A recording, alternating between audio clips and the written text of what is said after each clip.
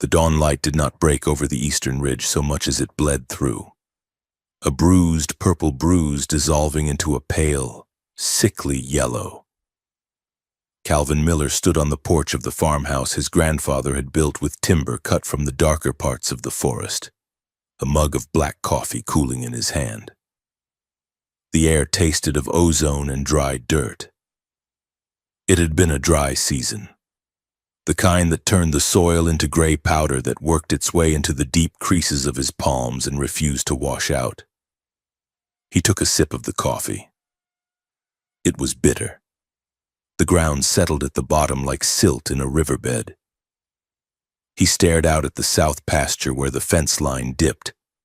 A post had snapped in the wind 2 nights ago, and the wire lay slack and defeated in the tall brown grass. That was the 3rd post this month. Cal shifted his weight, feeling the ache in his lower back. He was 32 years old. But some mornings he felt 80. On the kitchen table behind him sat a stack of envelopes, their corners curling in the humidity. Overdue notices. Final warnings. A letter from the bank stamped with red ink that spelled out numbers he could not pay. 7,000 credits. 12,000 for the tractor parts. The numbers swirled in his head, a constant low-frequency hum of failure. He rubbed his face with his free hand, the stubble scratching his palm. This was not the life he had planned. By now, he was supposed to be in the capital city, working as a structural engineer, designing spires that scraped the clouds. He was supposed to be married to Elena, but the engagement had dissolved like sugar in hot water 3 years ago, just as his father got sick, and the farm became an anchor that dragged him down rather than a foundation to build upon. Elena had left. Cal had stayed. And now, the only thing he was engineering was a way to keep 50 head of cattle from starving on land that seemed to want them dead. He set the mug on the railing and walked down the steps. The work would not do itself. By late afternoon, the sky had changed. It was no longer the pale wash of morning, but a heavy slate gray that pressed down on the fields. The air grew thick and still. The birds, usually noisy scavengers around the silo, had gone silent. Cal was in the machine shed, wrestling with the hydraulic line on the old harvester, when the hairs on his arms stood up. It was a physical sensation, a wave of static electricity that snapped against his skin. He slid out from under the machine and wiped grease onto a rag. The light coming through the shed door turned a strange, vibrant green. Thunder rolled, but it did not sound like thunder. It sounded like a heavy stone being dragged across a metal floor, a grinding, deep vibration that rattled the tools on the workbench. Cal walked out into the yard. The wind hit him instantly, hot and dry, whipping dust into devils that danced across the driveway. The clouds above were churning, rotating in a way that looked unnatural, too fast, like oil swirling in a drain. Then he saw it. High above the tree line, something was burning. It was not a meteor. Meteors were erratic, tumbling rocks that left messy trails. This was a streak of pure white fire, a precise line drawn against the darkening clouds. It was moving too fast for a plane, too controlled for debris. He watched, mesmerized, as the object corrected its course. It jerked sharply to the west, shedding sparks that drifted down like falling stars, before diving behind the ridge of his back pasture. There was no explosion, no fireball, just a dull, heavy thump that shook the ground beneath his boots, followed by a silence so sudden it made his ears ring. The cattle in the lower pen began to scream. It was a sound of pure terror, a lowing panic that tore through the heavy air. Cal ran for the truck. He didn't know what had fallen out of the sky, but on a planet this close to the border of human-controlled space, falling objects were rarely good news. The storm broke before he reached the ridge. Rain lashed against the windshield. heavy drops that sounded like gravel. Lightning forked across the sky, not in jagged bolts, but in sheets of violet light that illuminated the fields in strobe-like flashes. He parked the truck at the edge of the pasture and grabbed the heavy flashlight from the glove compartment. The rain soaked him instantly, plastering his shirt to his chest. He climbed the fence, his boots sliding in the mud, and crested the hill. Nothing. The field was empty. The impact site should have been smoking, a crater of overturned earth. But the grass was unbroken. The only sign that anything had happened was the lingering smell of ozone and something sharper, like burning copper. He swept the beam of the light back and forth. The rain cut through the beam, creating a tunnel of illumination in the dark. Then he heard it. A noise from the old barn, the one he hadn't used in 5 years, the one that sat near the edge of the woods. It was a metallic clatter, followed by the soft thud of something collapsing. Cal turned toward the structure. The wood was gray and weathering, the roof sagging in the middle. He shouldn't have been afraid. It was his land, his barn. But the dread that coiled in his stomach was cold and heavy. He approached the double doors. One was hanging off its hinges, swaying slightly in the wind. He stepped inside, out of the rain, and clicked the flashlight to its highest setting. Shadows stretched and jumped as he moved the beam. Dust motes danced in the light, thick and choking. The smell here was stronger, scorched metal and the sweet iron scent of blood. "Is anyone there?" Cal called out. His voice sounded flat, absorbed by the rotting wood and bales of old hay stacked against the far wall. Silence answered him. He took a step forward, his boots crunching on straw. He checked the stalls to his left. Empty. He checked the tool bench. Empty. He swung the light toward the back of the barn, where the hay was stacked highest. Something moved. It was small, a flinch of shadow against shadow. Cal froze. He did not have a weapon. He hadn't thought to bring the rifle from the house. He tightened his grip on the flashlight, holding it like a club. "Come out," he said. "I know you are back there." A gasp, sharp, wet, and terrified. Cal moved closer, circling the stack of bales. He lowered the beam, aiming it at the floor. Behind the last bale, curled into a tight ball, was a figure. Cal stopped. The breath left his lungs. She was humanoid, 2 arms, 2 legs, a head of dark hair plastered to her skull by rain and sweat. But she was unmistakably not from around here. Her skin was pale, almost translucent, and beneath the surface, faint patterns of blue light pulsed in rhythm with her breathing. They were bioluminescent markings, swirling geometric shapes that traced the line of her jaw and disappeared down her neck. She wore a suit of some dark, matte material that looked like liquid armor, but it was torn in places, revealing scorched skin underneath. She looked up. Her eyes were wide, the irises shifting in color like oil on water, violet, then silver, then a deep, alarming black. They were eyes that held too much light. She scrambled backward, pressing herself against the rough wood of the barn wall. She held one arm across her chest, her fingers digging into a deep gash on her shoulder that was weeping a dark, viscous fluid. She spoke, a rapid stream of sounds that were melodic but sharp, full of clicks and vowels that no human tongue could shape.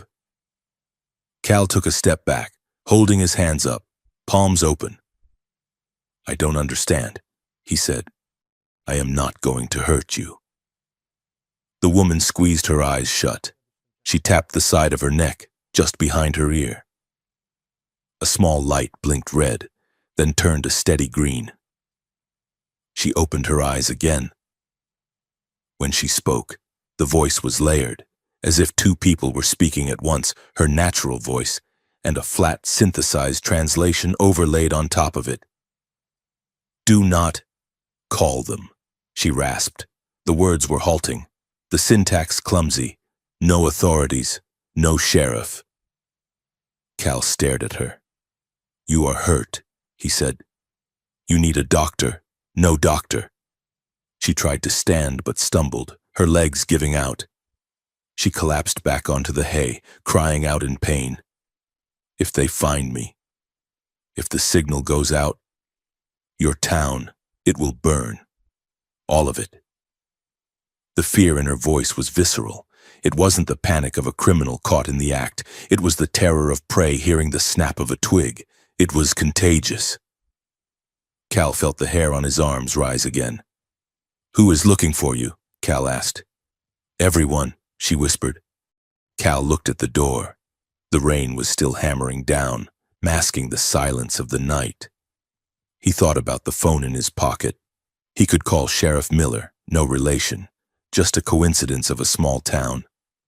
The sheriff would bring a deputy. They would call the feds within hours. This barn would be a quarantine zone. And if she was telling the truth, if finding her meant bringing down fire on the only home he had ever known? He looked back at her. She was shivering violently now, the blue lights under her skin flickering erratically. She looked small, fragile. He let out a long breath, cursing himself silently. I am not calling anyone, Cal said. He lowered the flashlight. But you can't stay on the floor, then it is freezing in here. He moved toward her. She flinched, raising a hand as if to strike him, but he ignored it. He knelt beside her, keeping a respectful distance. My name is Cal, he said. I am going to help you up. We need to get you to the loft. It is warmer and drier. She studied his face, her strange, iridescent eyes searching for deception. She must have found whatever she was looking for, because she slowly lowered her hand. Lyra, she said. The word sounded like a sigh. Lyra, Cal repeated. Okay, Lyra, let's get you up. He reached out and took her uninjured arm. Her skin was cool to the touch, smoother than human skin, like polished stone. As his fingers wrapped around her forearm, a jolt went through him, not static electricity this time, but a hum, a low vibration that traveled up his arm and settled in his chest. She gasped and pulled back slightly, her eyes widening. She felt it too. Sorry, Cal muttered, though he didn't know what he was apologizing for. Come on. He helped her stand. She was lighter than she looked, her bones perhaps less dense than a human's. She leaned heavily against him, her head resting near his shoulder. He could smell the rain on her, mixed with that strange, exotic scent of burning copper and something floral, like night-blooming jasmine. They made the slow climb up the wooden ladder to the loft. Cal set her down on a pile of relatively clean blankets he kept up there for emergencies. He grabbed the first aid kit from the wall mount, an old, battered metal box that had belonged to his father. I need to clean that cut, Cal said, kneeling beside her again. He opened the kit and took out a bottle of antiseptic and some gauze. Lyra watched the bottle with suspicion. Chemical? She asked. It is iodine. It kills bacteria. It is going to sting. She nodded, gripping the edge of the blanket. Do it. Cal poured the liquid onto a pad. He hesitated, then gently peeled back the torn fabric of her suit. The wound was deep, a jagged tear through muscle. The blood was dark, almost purple in the dim light. He pressed the pad against the wound. Lyra hissed, her back arching. Her hand shot out and gripped Cal's wrist. Her grip was shockingly strong, like a steel clamp. I am sorry, Cal said, wincing at the pressure on his wrist. Almost done. He worked quickly, cleaning the edges and applying a sterile bandage. Her grip on his wrist didn't loosen. He looked up at her. Her face was inches from his. He could see the intricate structure of her irises, the way the light seemed to swim within them. For a moment, neither of them moved. The sound of the rain on the tin roof was deafening, but inside the small circle of the flashlight beam, the world had narrowed to just the two of them. The connection he had felt earlier buzzed again, a shared frequency that made his heart hammer against his ribs. She released his wrist slowly, leaving white finger marks on his skin. "Primitive medicine," she murmured, looking at the bandage. "But effective." "It is all I have," Cal said. He sat back, putting some distance between them. "So, Lyra, you fell out of the sky. You are terrified of the cops. And you speak English through a computer in your neck." "Standard," she corrected. "I speak standard. And I did not fall. I was ejected from a secure transport." "Ejected," Cal repeated. She looked away, staring into the shadows of the loft. "I am a stowaway, a thief. Or that is what the narrative will say. And what is the truth?" She looked back at him, her expression hardening. "The truth is that if I stay here, this region won't exist by the next cycle. They are hunting me. Cal, not just police. Corporate mercenaries. Black ops. Things you do not have names for." Cal rubbed the back of his neck. "Well, that is comforting." He stood up. "You are shivering. That suit is wrecked. I am going to get you something dry to wear." He climbed down the ladder and ran through the rain to the house. He grabbed the first things he found in his laundry basket: a red flannel shirt that had shrunk in the wash and a pair of gray sweatpants with a drawstring. When he returned to the loft, Lyra was trying to seal the edges of her suit with her fingers. But the material was dead. "Here," Cal said, tossing the clothes to her. "It is high fashion on Earth. You will fit right in." Lyra picked up the flannel shirt, holding it by the sleeves. She examined the plastic buttons with genuine confusion. "What is the function of these discs?" she asked. "They keep the shirt closed," Cal said. "You push them through the holes." She frowned. "A primitive textile armor. Manual locking mechanisms. How quaint." She began to peel the remains of her suit down. Cal immediately turned around, facing the wall. "What are you doing?" Lyra asked. Her voice held genuine puzzlement. "Giving you privacy," Cal said, staring at a knot in the wood. "Are you ill? Do you have a visual impairment?" "No," Cal said. "It is modesty. It is polite not to look." There was a pause, and then the rustle of fabric. "Modesty," she repeated, testing the word. "A concealment of the form. Interesting. We do not have this concept in the creche." "The creche?" Cal asked. "You can turn around now," she said. Cal turned. She was drowning in the clothes. The sleeves of the flannel shirt hung past her hands, and she had tied the drawstring of the sweatpants so tight it bunched at her waist. She looked ridiculous. She looked entirely human. "Better?" Cal asked. "It is soft," she admitted, rubbing the flannel against her cheek. "Inefficient, but soft." She sat back down on the blankets. The adrenaline was fading, replaced by exhaustion. Her eyelids drooped. "Get some sleep," Cal said. "I will keep watch downstairs."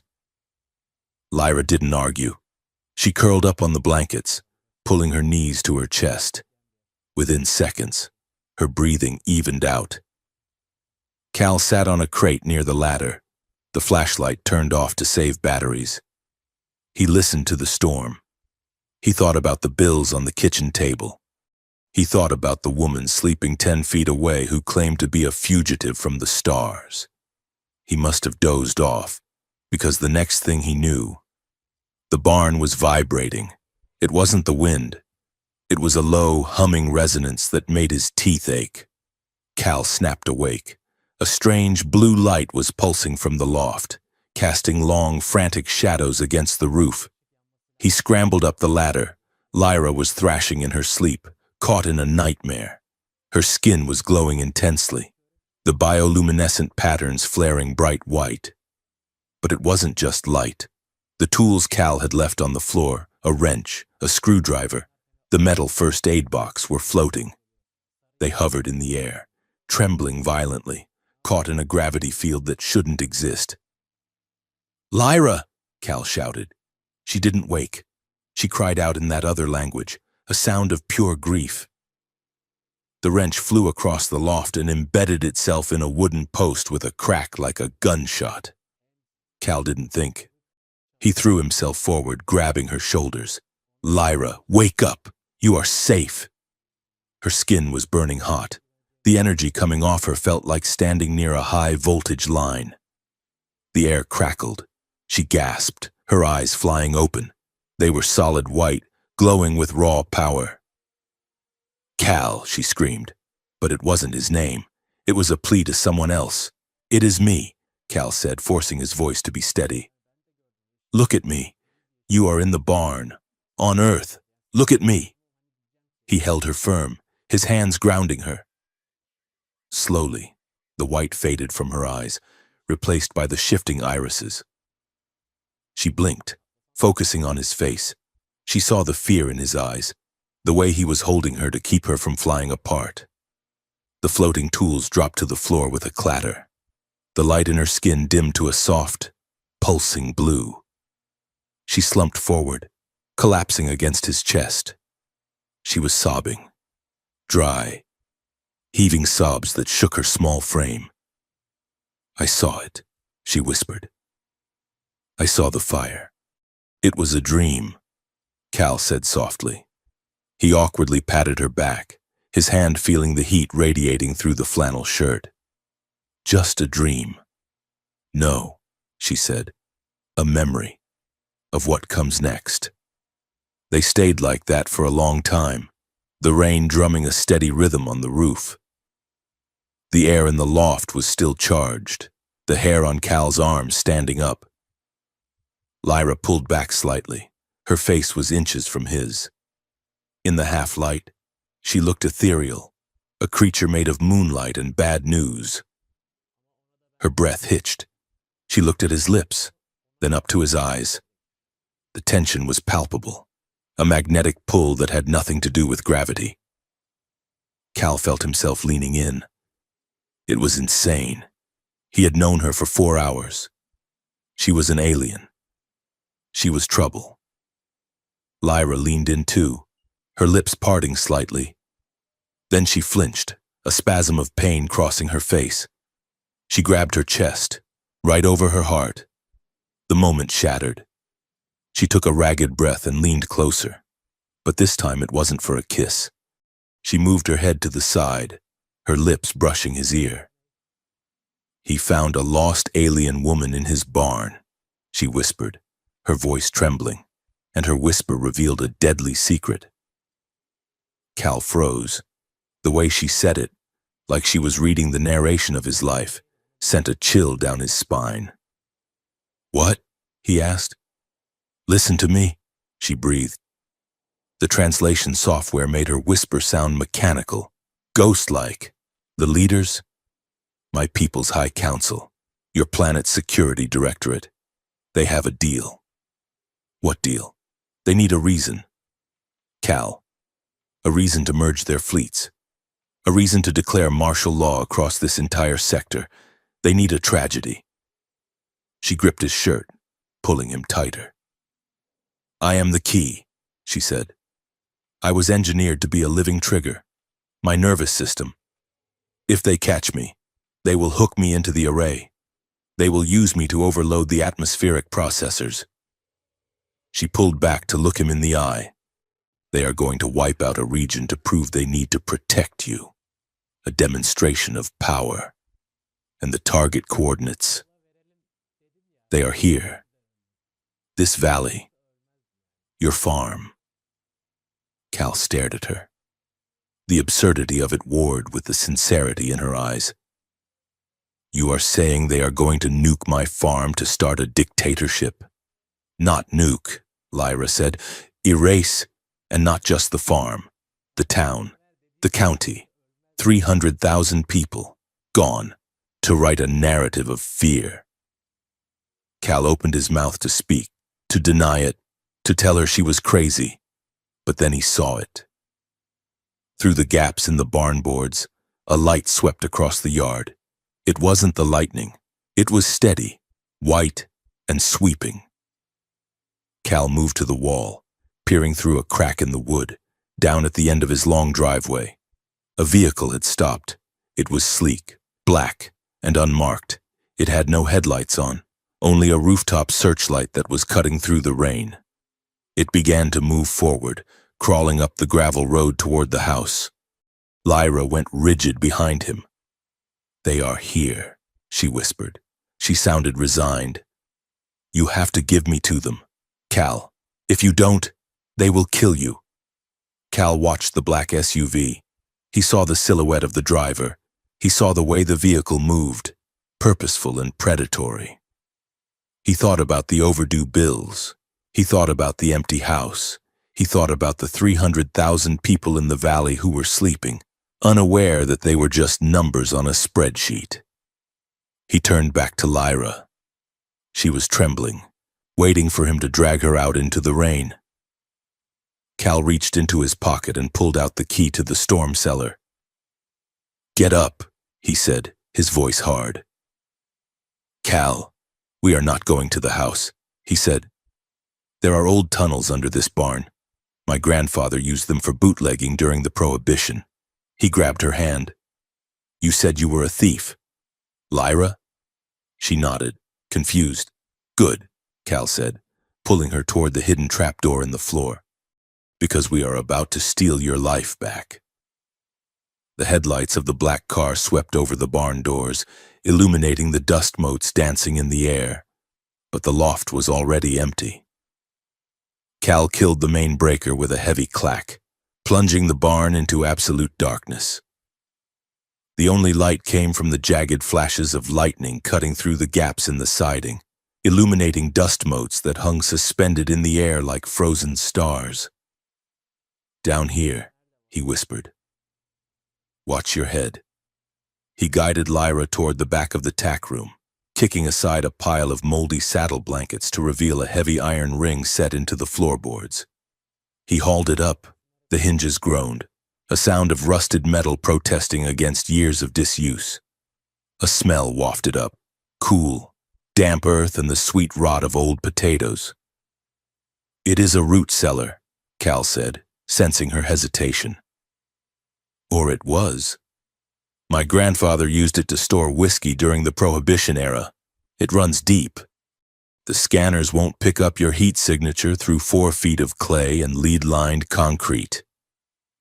Lyra looked at the black hole, then at the door where the headlights were growing brighter, turning the rain into a wall of white static. Go, Cal said, giving her a gentle shove. She slipped into the darkness without a sound. Cal lowered the trapdoor, arranging the blankets back over it with practiced messiness. He grabbed a pitchfork, leaning it against the wall as if he had just been working, and stepped out into the main aisle of the barn just as the double doors were shoved open. The wind howled in, bringing a spray of rain and 2 figures silhouetted against the storm. They wore heavy, dark raincoats and tactical boots that looked too clean for the country. One of them held up a badge. It was shiny, official, and meant absolutely nothing to Cal. Federal Emergency Response, the man shouted over the thunder. We have reports of debris falling in this sector. Hazardous material. Cal raised a hand to shield his eyes from their flashlights. He adopted a posture he had seen his father use 1,000 times, shoulders slumped, head cocked to the side, the picture of a man who was slow of thought and hard of hearing. Hazardous what? Cal shouted back. You mean that shooting star? Sir, step out of the barn, the second agent said. He was younger, his hand resting casually near his belt. We need to sweep the structure. Radiation protocols. Cal walked forward slowly, wiping grease on his pants. Radiation? My cattle are already spooked enough without you boys waving Geiger counters around. It fell over the ridge, west pasture. You are about 2 miles off. The older agent, the one with the badge, stepped closer. He had a face like a shark, smooth, pale, and entirely devoid of warmth. His eyes swept the barn interior, lingering on the ladder to the loft. Our sensors tracked a trajectory impact right here, the agent said. You didn't see anyone? Anyone injured? A pilot, perhaps? Cal laughed, a dry, scratching sound. A pilot? On a shooting star? Mister, I have been out here trying to fix a hydraulic line for 3 hours. The only thing I have seen is rain and bills I cannot pay. If you want to search the barn, go ahead. Just don't wake the owl in the rafters. She is meaner than she looks. The agent stared at him. It was a test. Cal held the gaze, keeping his face slack, his eyes wide and innocent. He let his mouth hang open just a fraction. Search it, the agent commanded his partner, for 10 minutes. Cal stood in the rain-swept doorway while the men tore through his barn. They overturned bales. They climbed into the loft. They scanned the walls with handheld devices that hummed with a high-pitched whine. Cal felt a bead of sweat roll down his spine that had nothing to do with the humidity. He knew Lyra was directly beneath their boots. He wondered if she could hear them. He wondered if her strange, alien biology would trigger their machines despite the lead and clay. The younger agent came back down the ladder. Clear, he grunted. Just old farm junk and rat nests. The older agent turned to Cal. He didn't look convinced. He looked like a man who knew he was being lied to but didn't have the paperwork to prove it yet. Stay indoors, the agent said. If you find any metal fragments, or if you see any strangers, especially anyone who looks disoriented or injured, you call this number immediately. Do not approach them. They could be carrying pathogens. Pathogens? Cal repeated, testing the word like it was a bad vegetable.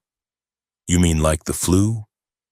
Just call, the agent said, for your own safety. They turned and walked back to the black SUV. Cal watched them go. He waited until the taillights had faded down the long driveway and turned onto the county road. He waited another 5 minutes, counting the seconds in his head, making sure they hadn't just looped around to watch from the tree line. Only then did he go back inside. He threw the saddle blankets aside and heaved the trap door open. They are gone, he said into the darkness. Lyra climbed out. She was shaking, her skin pale, the bioluminescent markings dim and gray. She looked at Cal with a new expression. It wasn't trust, not yet, but it was a deep, calculating curiosity. You lie very well, she said. Cal let the trapdoor slam shut. I learned from the bank, he said grimly, and from the politicians on the news. Out here, the truth is just something you tell your dog. He walked over to the workbench and leaned against it, crossing his arms. The adrenaline was crashing, leaving him angry and tired. Okay, he said. They are gone, but they will be back. That guy had eyes like a scanner. He knows I am hiding something. He looked at her hard. If I am going to risk my life and my land, I want to know exactly what I am stepping into. No more half answers. Lyra, why are the feds and aliens working together to blow up my farm? Lyra hesitated. She picked at the oversized sleeve of the flannel shirt. She looked small in the cavernous barn, a misplaced piece of the universe. It is called the Convergence Protocol, she said softly. Speak up, Cal said. She straightened, her eyes flashing with a sudden spark of defiance. The Convergence Protocol. It is a pact, a secret treaty between the expansionist faction of my people and your planet's Security Council. She began to pace, her bare feet silent on the dusty floor. Both our worlds are tired. Cal, your people are fractured, fighting over resources. My people are stagnating, our colonies failing. The leaders, they believe that fear is the only glue strong enough to hold a society together. And the farm? Cal asked.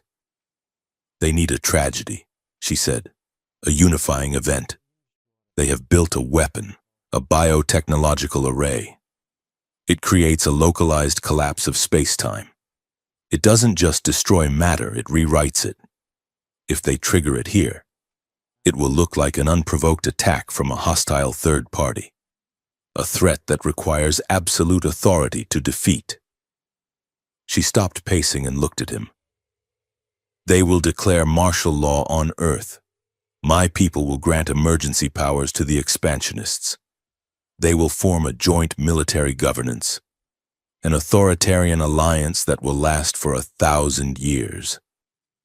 Cal felt a cold knot tighten in his stomach. It sounded like the plot of a bad movie, the kind he used to watch on late-night streams.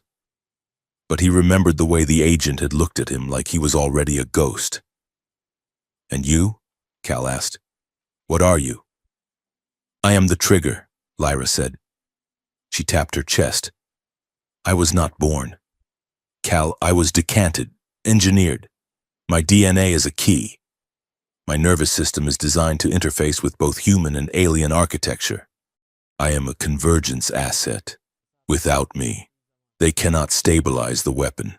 They can turn it on, but they cannot aim it." She took a shaky breath. "They told me it was a test, a demonstration on a dead moon. When I found out the target coordinates were inhabited. When I saw the satellite images of these fields, I ran." Cal looked around the barn. He saw the tractor he had fixed 3 times this year. He saw the swallows' nests in the rafters. He thought about the town of Jericho Creek, 3 miles down the road, where old Mrs. Higgins baked cinnamon rolls on Sundays and the mayor was also the dentist. Ground zero. Rage, hot and sudden, flared in his chest. It made his hands shake. "They think we are just..." "What? Collateral?" Lyra nodded. "Acceptable losses. To rewrite the narrative." Cal pushed off the workbench. He walked to the door and looked out at the rain. The anger made him feel big, dangerous, and terrified all at once. He looked back at Lyra. She was hugging herself, waiting for him to tell her to leave, to get her dangerous existence away from his home. "We need to get out of here," Cal said. Lyra blinked. "You will help me?" Cal grabbed a heavy canvas tarp from a shelf. "I am not helping you," he said gruffly. "I am helping me. If they want to erase my home, I am going to make sure they have a very bad day doing it. But we can't stay here. That agent will be back with a warrant or a strike team by sunrise." He threw the tarp over some crates in the back of his truck. "We need information. We need to know where the array is and how to stop it." "I can show you," Lyra said. She stepped forward, her hand raising toward his face. Cal flinched back. "Whoa. Personal space." "I need to interface with you," Lyra said seriously. "My implant holds the schematics, but the projection unit is damaged. I can transmit the data directly to your visual cortex." Cal stared at her. "You want to beam pictures into my brain?" "It is a neural handshake," Lyra said. "Standard protocol for my kind." "It sounds like a proposition," Cal said, his face heating up. "Where I come from, you buy a girl dinner before you ask for a neural handshake." Lyra tilted her head, analyzing the idiom. "Dinner is a prerequisite for data transfer? That seems inefficient." It was a joke. "Lyra?" She smiled then, a small, fleeting expression that transformed her face. It made her look less like a fugitive weapon and more like a person. "I am teasing you, Cal," she said. "I have studied your culture. I know about your strange rituals regarding food and intimacy. She stepped closer again. The smile vanished. This will not be intimate, but it will be intense. Do you trust me? Cal looked at her. He saw the bruise on her cheek, the fierce intelligence in her iridescent eyes. Do it, he said. She reached up and placed her fingertips against his temples. Her skin was cool. Close your eyes, she whispered. Cal closed his eyes. At first, there was nothing. Then, a sensation like falling. The floor dropped out from under him. A hum rose in his ears, building to a crescendo. Then, the light exploded. He wasn't in the barn anymore. He was floating in a void of violet nebula. Massive, crystalline structures hung in the darkness, cities made of light and geometry that defied physics. He felt the wind of 1,000 worlds. He saw equations streaming like ribbons of fire, complex and beautiful. He saw the weapon, a jagged, ugly spike of black metal drifting in orbit above a blue marble that was unmistakably Earth. He felt Lyra's mind against his. It wasn't thoughts, exactly. It was emotions, fear, determination, a deep, aching loneliness that mirrored his own. For a second, the barrier between them dissolved. He felt the cold of the lab where she was made. She felt the rough warmth of the soil he tilled. Then, just as quickly, it snapped. Cal gasped, stumbling back. He grabbed the workbench to steady himself. His heart was hammering a frantic rhythm against his ribs. The barn came rushing back, the smell of hay, the sound of rain. He looked at Lyra. She was leaning against the ladder, breathing hard, her hand pressed to her chest. Her eyes were wide, the pupils blown. What was that? Cal wheezed. That was my home, she said softly. Before the labs, Cal rubbed his temples. The image of the black spike in orbit was burned into his retina, and the feeling of her presence. It lingered, like the ghost of a touch. It was terrifying. It was the most incredible thing he had ever felt. We need to go, he said, his voice rough. Now. Where? Lyra asked. I have a friend in town, Cal said. Mara. She runs a hardware store and writes a blog about government conspiracies that everyone thinks is crazy. Turns out, she is the only sane person in the county. He grabbed his keys, but first, we have to blind them. If they are tracking your biometrics, they are using the local grid. The relay dish, Lyra said, pointing upward, on the silo. Cal nodded. It is an old weather relay. If they tapped into it, I can rewire it, Lyra said. I can create a feedback loop that masks my signature. But I need to get up there. Cal grabbed a coil of rope and a toolkit. Follow me. They climbed out of the barn and onto the lower roof of the milking shed. The rain had slowed to a drizzle, but the wind was still whipping across the shingles. It was slippery. Dangerous work. Cal moved with the sure-footed grace of a man who had spent his life climbing roofs to fix leaks. Lyra moved differently. She flowed, her balance perfect, her bare feet finding grips he couldn't see. They reached the base of the silo. The rusted metal dish hummed in the wind. Cal braced himself against the ladder, holding the toolkit open. Lyra worked on the junction box. She didn't use the screwdriver. She placed her hand over the exposed wires, her fingertips glowing. The wires seemed to uncoil and reweave themselves at her touch, responding to her bioelectric signals. Show off, Cal muttered, handing her a roll of electrical tape. Primitive, she retorted, taking the tape, but sticky. Their hands brushed as she took the tape. The contact was electric, a spark that had nothing to do with the storm. They froze, balanced 50 feet above the ground in the dark. Lyra looked at him, her hair plastered to her face. In the dim light, she was beautiful in a way that made his chest hurt. "You are good at this," she said. "Climbing. Fixing." "I am a farmer," Cal said. "Fixing things is 90% of the job. The other 10% is complaining about the weather." She laughed, a bright sound that was swallowed by the wind.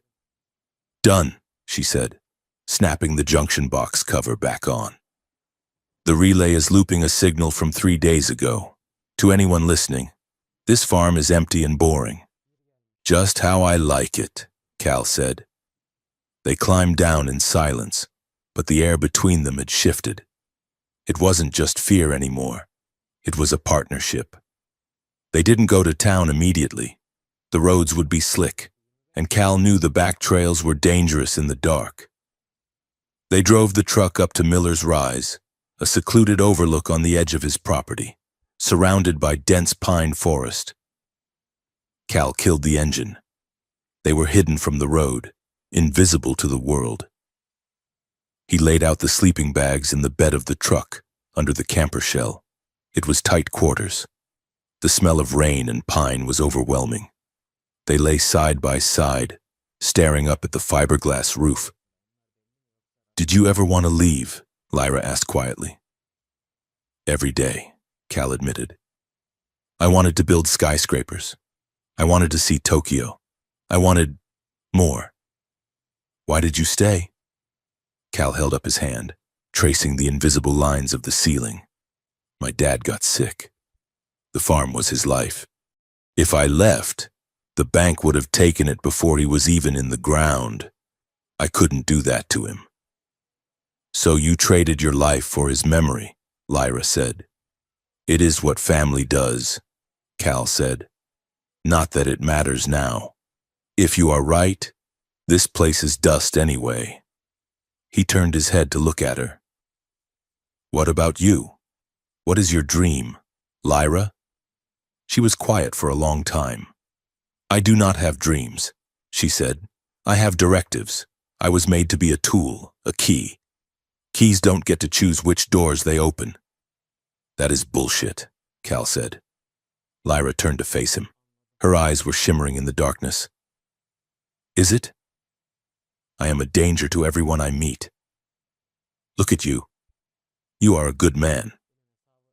Cal, you should be worrying about your fence and your cows. Instead, you are lying in a truck with a monster." "You are not a monster," Cal said firmly. He reached out, tucking a wet strand of dark hair behind her ear. His fingers lingered on her jaw. Her skin was so soft it felt unreal. Lyra didn't pull away. She reached up and took his hand, turning it palm up. She traced the calluses on his palm, the rough ridges of skin built by years of hard labor. "Your body tells a story," she whispered. "Hard work, pain, endurance. My people. Our skin is flawless, and we are grown in tanks, and we have no history written on us." "You are writing one now," Cal said. His thumb swept across her knuckles. The space between them seemed to vanish. The sound of their breathing was the only thing in the world. Cal leaned in. He couldn't help it. The pull was gravity, inevitable and strong. Lyra's eyes fluttered half shut. Her lips parted. They were inches apart. He could feel the warmth of her breath. Then Lyra stiffened. She pulled back sharply, rolling away from him. "We can't," she said, her voice tight. "Lyra! No! Cal, do not! It is dangerous. My physiology is reactive. And if I get attached, if I start to care about you more than the mission." She took a deep breath. "We have to save your world, Cal, and we can't afford to be distracted."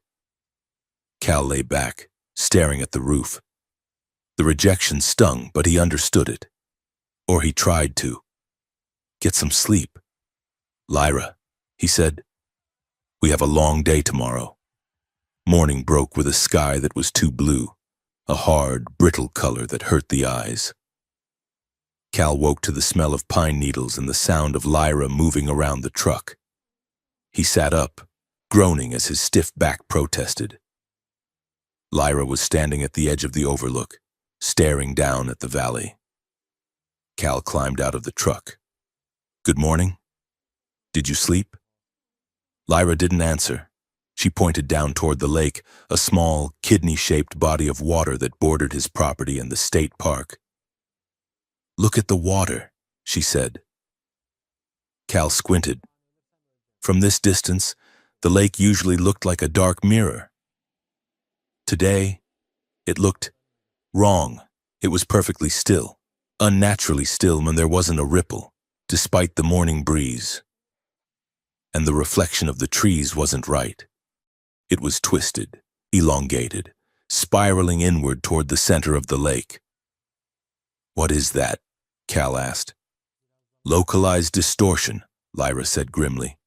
"They are testing the array, just a microburst, calibrating the targeting sensors."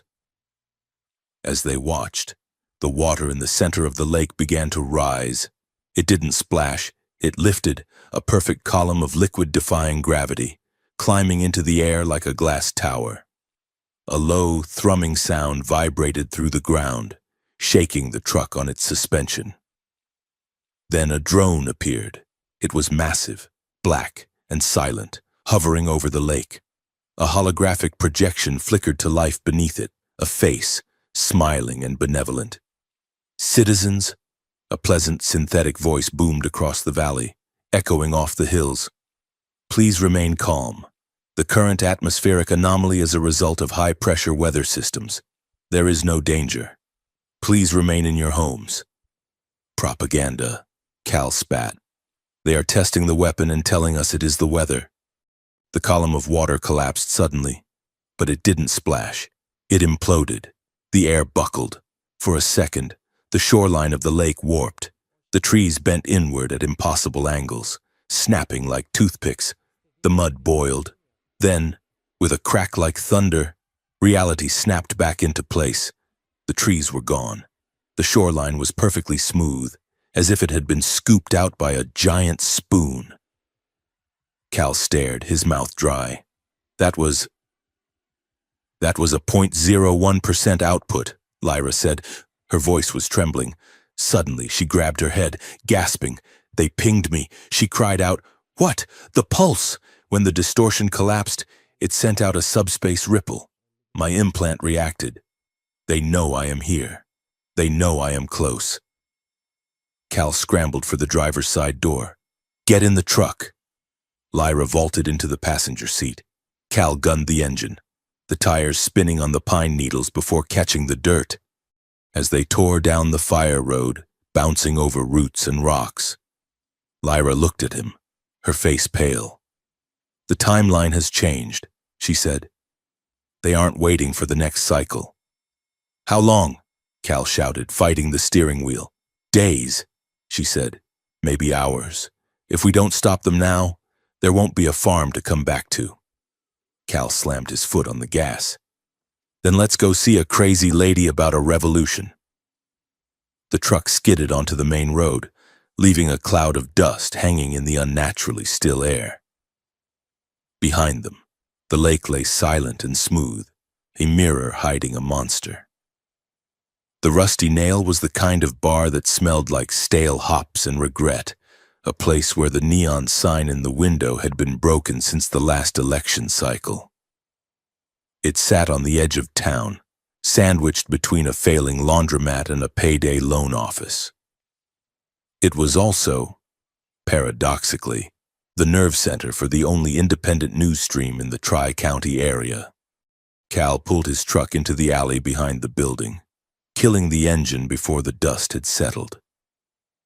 He ushered Lyra out, her head covered by a grease-stained baseball cap he had fished from under the seat. She moved stiffly, her alien grace dampened by the oversized clothes and the fear that radiated off her in waves. They entered through the kitchen door. The cook, a man named Sal who had lost an eye in a mining accident, didn't even look up from the grill. "Mara's in the back." Sal grunted, flipping a burger that looked more charcoal than beef. "Don't touch the wires." They pushed through a beaded curtain into what should have been a storage closet. Instead, it was a chaotic nest of servers, monitors, and tangled cables. The hum of cooling fans was deafening. Sitting in the center of it all, bathed in the blue glow of 6 different screens, was Mara. She spun around in her chair, a lit cigarette dangling from her lips. She had shaved the side of her head recently, exposing a tattoo of a circuit board that ran down her neck. "Calvin Miller," she said, her voice raspy. "You look like you slept in a ditch. And who is the runaway?" "This is Lyra," Cal said, closing the door behind them. "And we need your rig." "Mara." "We are in trouble." Mara took a drag of her cigarette, her eyes narrowing as she looked at Lyra. "Trouble like you owe the bank money, or trouble like I need to wipe my hard drives?" "Trouble like the feds and an alien cartel are planning to vaporize the valley," Cal said. Mara snorted. "Right. And I am the Queen of Mars. Look, Cal, I know you are lonely out there on the farm, but bringing home stray hitchhikers with wild stories is a new low." Lyra stepped forward. She didn't speak.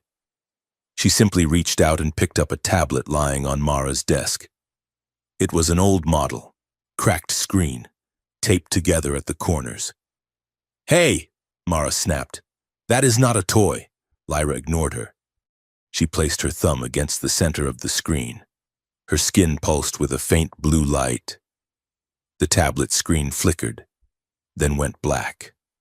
A second later, it flared to life, scrolling through lines of code faster than a human eye could follow. The monitors on the wall behind Mara mirrored the tablet. The blue glow turned red. "Accessing secure orbital feed," Lyra said, her voice flat and synthesized. "Decryption complete." Mara's cigarette fell out of her mouth. On the main screen, a live video feed appeared. It was a view from space, looking down at the cloud-swirled curve of the planet. But it wasn't a weather satellite. The overlay was full of targeting reticles and scrolling data streams in a language that looked like geometric shards. "Holy hell," Mara whispered. "That is a military downlink. That is impossible. That encryption is quantum locked." "Not to me," Lyra said. She swiped her finger across the tablet. Documents began to populate the other screens. Memos, emails, transcripts of video calls.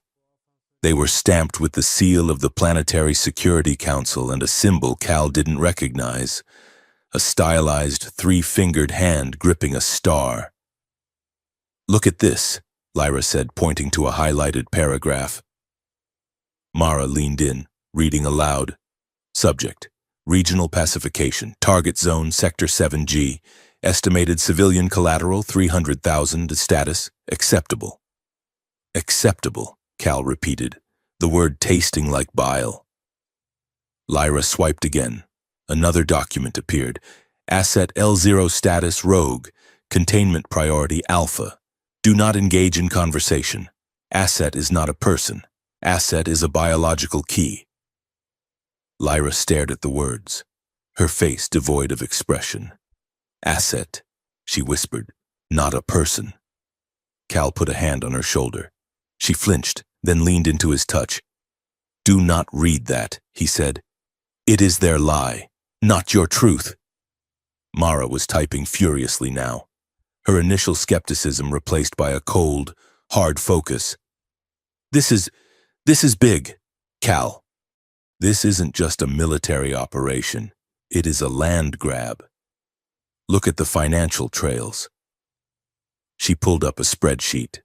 They are using a shell company, Apex Agritech, to buy up land rights around the blast zone. They are betting against the local economy. They know the land will be worthless after the attack, and they are poised to buy it all for pennies on the credit.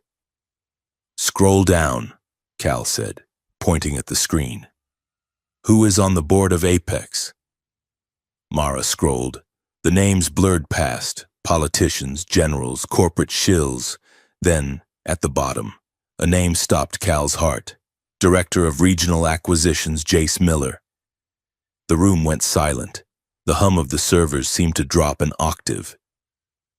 Jace, Cal breathed. Your brother? Mara asked, looking at Cal with pity. The one who went to the city to be a big shot? Cal stared at the name. Jace, his older brother.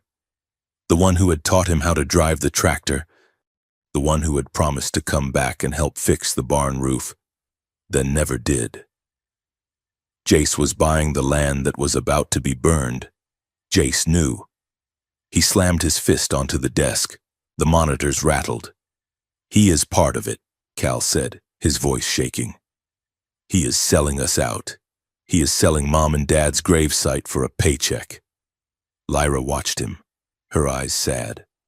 Cal, you must be careful. Betrayal is a powerful poison and it blinds you. Don't tell me about betrayal, Cal snapped, turning on her. You were made in a lab. You don't know what it is like to have family stab you in the back. I know what it is like to be sold by your creators, Lyra said quietly. It is the same pain, Cal. But if you let it control you, we will make mistakes. We cannot afford mistakes. Cal looked at her, seeing the hurt in her eyes. He took a deep breath, forcing the rage down into a cold, hard knot in his gut. You are right, he said. I am sorry. He looked back at the screen. We need to know where they are hiding the array, he said. Mara tapped a key. The financial data is routing through a localized hub, an old industrial park on the north side of town. But the signal is encrypted. I can't break it from here. We have to go there, Lyra said. I can bridge the connection if I am close enough. Cal nodded. Okay, we go tonight. But first, we eat. I haven't had anything since yesterday morning. Mara buzzed the kitchen. Sal brought in a basket of wings and 3 beers. The wings were coated in a sauce that smelled like vinegar and fire. Lyra picked one up, sniffing it suspiciously. It is chicken, Cal said. Just eat it. She took a bite. Her eyes went wide. She coughed, dropping the wing. She grabbed the nearest beer and downed half of it in one gulp. Poison, she wheezed, her face turning a shade of purple. Why do humans consume chemical weapons for recreation? It is called spice. Lyra, Cal said, cracking a smile despite himself. It wakes you up. She glared at the basket. It is hostile. She took another drink of the beer, wiping her mouth with the back of her hand. The alcohol hit her fast. Her physiology, efficient as it was, clearly had no filter for ethanol. A flush rose on her pale cheeks. This beverage, she said, looking at the bottle, it makes the room soft. You are tipsy, Cal said. I am not tipsy, she insisted, swaying slightly in her chair. I am merely calibrating. I think I would like to sleep with the beer now. Cal choked on his own drink. Mara snorted laughter, smoke coming out of her nose. Sleep off the beer, Cal corrected, his face heating up. You want to sleep off the beer. Sleep with means something very different. Lyra blinked, processing the idiom. Oh, reproduction. She looked at Cal, her gaze dropping to his mouth, then back up to his eyes. The air in the small room suddenly felt very thin. I see, she murmured. A linguistic inefficiency. Mara cleared her throat loudly. Okay. Lovebirds, keep it in your pants. We have a revolution to plan. Cal looked away, busying himself with a napkin, but the heat in his face didn't go away. Suddenly a red light flashed on Mara's console, a silent alarm. Someone is scanning the building, Mara hissed. High-frequency sonar. Lyra stood up, the haziness of the beer vanishing instantly. They found the tablet signature. "We have to move," Cal said, grabbing Lyra's arm. "The back door? Blocked," Mara said, checking a camera feed. 2 units in the alley. Alien tech. They look like utility workers, but their tools are rifles. "Roof," Cal said. They scrambled up the fire escape as the back door was kicked in. The sound of boots on metal rang out below them. They hit the roof running. It was a maze of vents and AC units. The rain had stopped, but the tar paper was slick. "Stop!" a voice boomed, mechanically amplified. Cal glanced back. A figure was climbing over the parapet. It was tall, wearing a gray jumpsuit, but its movements were wrong, too fluid, too fast. An alien operative in human disguise. It recognized Lyra's gait instantly. "Asset L0. Halt! Run!" Cal shouted. They sprinted across the roof. The gap to the next building was 10 feet. Cal jumped, landing hard and rolling. Lyra didn't jump. She simply stepped off the edge. For a second, she fell. Then, a burst of blue light flared from her heels. Gravity warped around her. She didn't fly, but she fell. Sideways, her momentum carrying her across the gap to land lightly beside Cal. "Show off," Cal panted, scrambling up. The operative fired. A beam of silent energy scorched the tar paper inches from Cal's foot. They scrambled down a rusted ladder into a narrow alleyway. It was a dead end, blocked by a high chain-link fence topped with razor wire. Cal looked around frantically. There were trash cans, a dumpster, and a pile of discarded pallets. "Boost me," he yelled. Lyra cupped her hands. Cal stepped into them, and she launched him upward with supernatural strength. He grabbed the top of the fence, ignoring the bite of the wire, and hauled himself over. He landed on a dumpster on the other side. "Come on." Lyra looked at the fence. It was too high to jump, even for her. The operative was dropping into the alley behind her.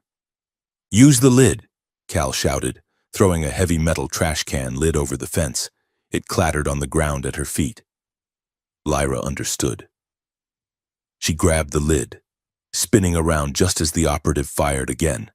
The energy beam hit the lid, dispersing in a shower of sparks.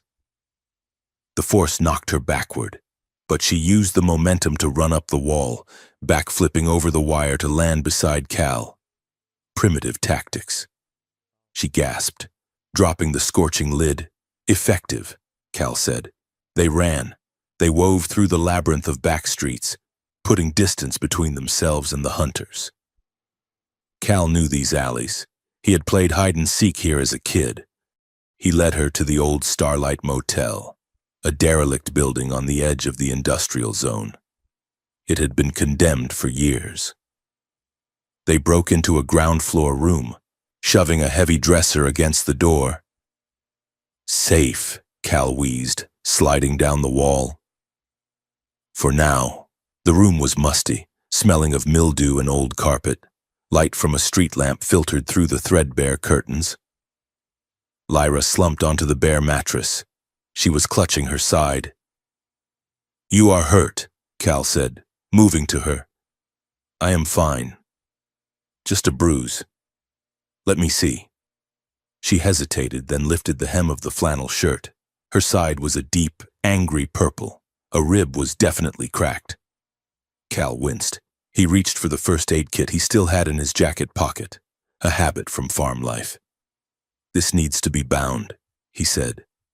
He knelt before her, unwrapping a roll of bandage. His hands were shaking. The adrenaline was wearing off, leaving him cold and trembling. "Hold your arms up," he said softly. Lyra raised her arms. Cal leaned in, wrapping the bandage around her torso. He had to reach around her, his chest brushing against hers. He could feel the heat of her skin, the rapid thrum of her alien heart. "You are shaking," Lyra whispered. "I am scared," Cal admitted. "I just jumped off a roof and got shot at by E." "Give me a break. You didn't shake when you jumped," she said. You are shaking now. Cal looked up. Her face was inches from his. The bioluminescent markings on her neck were pulsing a soft, rhythmic blue. Her eyes were searching his, wide and vulnerable. I am not scared of dying, Cal said, his voice barely a whisper. I am scared of losing you. The admission hung in the air, heavy and real. Lyra lowered her arms, her hands coming to rest on his shoulders. She steadied him. I am scared too, she said. I have never had anything to lose before. The world outside, the drones, the conspiracy, the brother who had betrayed him, fell away. There was only the dim room, the smell of rain and dust, and the woman who was a key to a weapon but felt like the only real thing in his life. Cal leaned in. This time, Lyra didn't pull back. The kiss was fierce. It wasn't movie perfect. It was a collision of fear and longing, a desperate attempt to say everything they didn't have time to say. Their teeth clashed. Cal's hands tangled in her hair, pulling her closer. Lyra's fingers dug into his back, anchoring him. It deepened, slowing down, becoming something reverent. Cal's hands moved to cup her face, his thumbs tracing the line of her cheekbones. She tasted like the spicy wings and the ozone of the storm. They broke apart, gasping, foreheads resting against each other. Lyra, Cal breathed. She made a sound in her throat, a soft alien trill of contentment. She pulled him down onto the mattress. They lay tangled together, exploring the landscape of each other's bodies with a desperate curiosity. Cal ran his hands over the smooth, cool skin of her back, tracing the glowing patterns. Lyra marveled at the roughness of his stubble, the solidity of his muscles. But as Cal's hand moved lower, resting on her hip, Lyra froze. Her breathing hitched. I can't, she whispered. Cal stopped instantly. Okay. It is okay. No, she said, her voice trembling. It is not that I do not want to. I do. Cal, I want to so much it burn, but I was engineered, my systems. They are designed for control. If my heart rate goes too high, if the endorphins spike, I don't know what will happen. I could hurt you. I could discharge energy. She looked at him, tears welling in her iridescent eyes. I am a machine, Cal, a defective one. Cal kissed her forehead, then her eyelids. You are not a machine. You are Lyra, and we figure it out. We figure everything out. He pulled the blanket up over them. We survive this, he said fiercely. We save the farm. We save the valley. And then, we take it slow. Promise? She asked. Promise. They lay there for a moment, holding on to that vow like a lifeline. It was a choice, to believe in a future that wasn't guaranteed. We have to go, Cal said finally. The industrial park. If Mara is right, that is where the hub is. They moved to the door. Cal pushed the dresser aside. He opened the door a crack, checking the hallway. Clear. They slipped out, moving toward the rear exit. They turned the corner into the service corridor and stopped dead. Standing at the end of the hall, flanked by 4 armored mercenaries, was a man in a sharp suit. He had Cal's jawline, Cal's nose, but his eyes were cold, dead things. Hello, Cal, Jace Miller said. Cal felt the blood drain from his face. Jace, you look like hell, little brother, Jace said, smoothing his tie. Still playing in the mud? Get out of the way. Jace, Cal said, his voice low and dangerous. I can't do that. You have something that belongs to the company. He looked at Lyra. She was standing tall, her chin lifted, but Cal could feel her trembling against his arm. Asset L0, Jace said. Time to come home. She is not an asset, Cal spat. She is a person, and you are selling out your own home. Mom and Dad would be ashamed of you. Do not bring them into this, Jace snapped, his composure cracking for a split second. This is about the greater good, Cal. Progress demands sacrifice. We are bringing order to a chaotic galaxy. If a few cornfields have to burn to ensure peace, so be it. Lyra stepped forward. That is what they told me in the labs, she said quietly. Greater good. Order. It is just a fancy way of saying you are afraid to lose power. Smart mouth for a battery, Jace sneered. He raised his hand. Take them. The mercenaries moved. Cal shoved Lyra behind him. Run! But there was nowhere to run. A mercenary behind them fired a stun baton into Cal's back. Cal screamed as the electricity seized his muscles. He hit the floor hard, the world spinning into darkness. Cal! Lyra shrieked. She raised her hands, blue light flaring, preparing to unleash a gravity wave. But Jace was faster.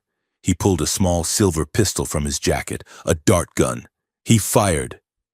The dart hit Lyra in the neck. She gasped, clutching at it.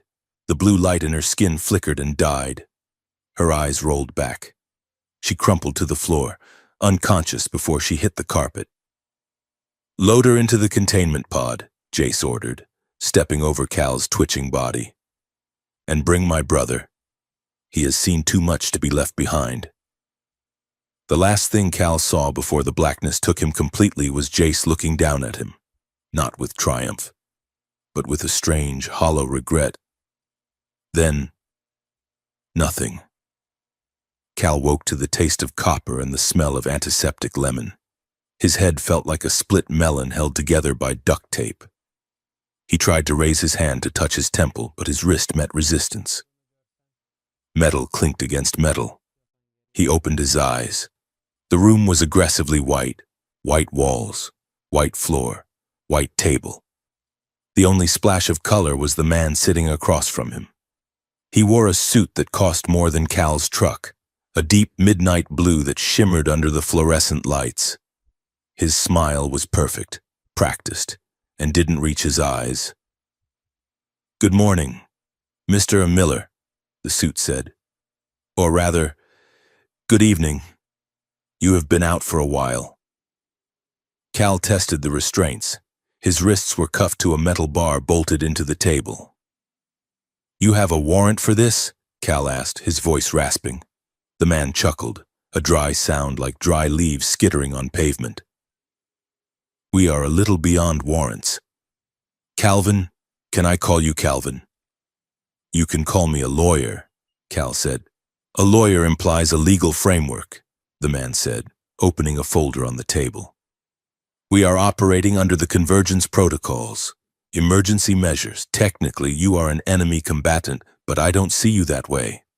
I see you as a victim of circumstance, a simple man caught in a storm.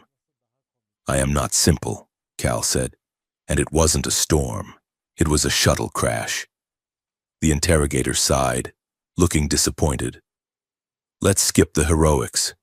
We know you are harboring affection for Asset L0. We know she manipulated you. It is what she does. She was designed to elicit empathy, to mimic distress. She was scared, Cal said. That wasn't a mimic. She is biological hardware, the man corrected smoothly. Now, here is the offer. You sign a non-disclosure agreement.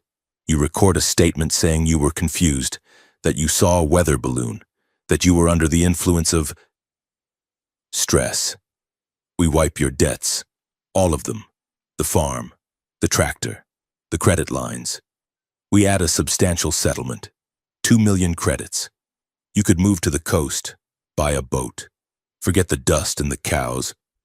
Cal stared at the man. 2 million credits. It was enough to fix everything.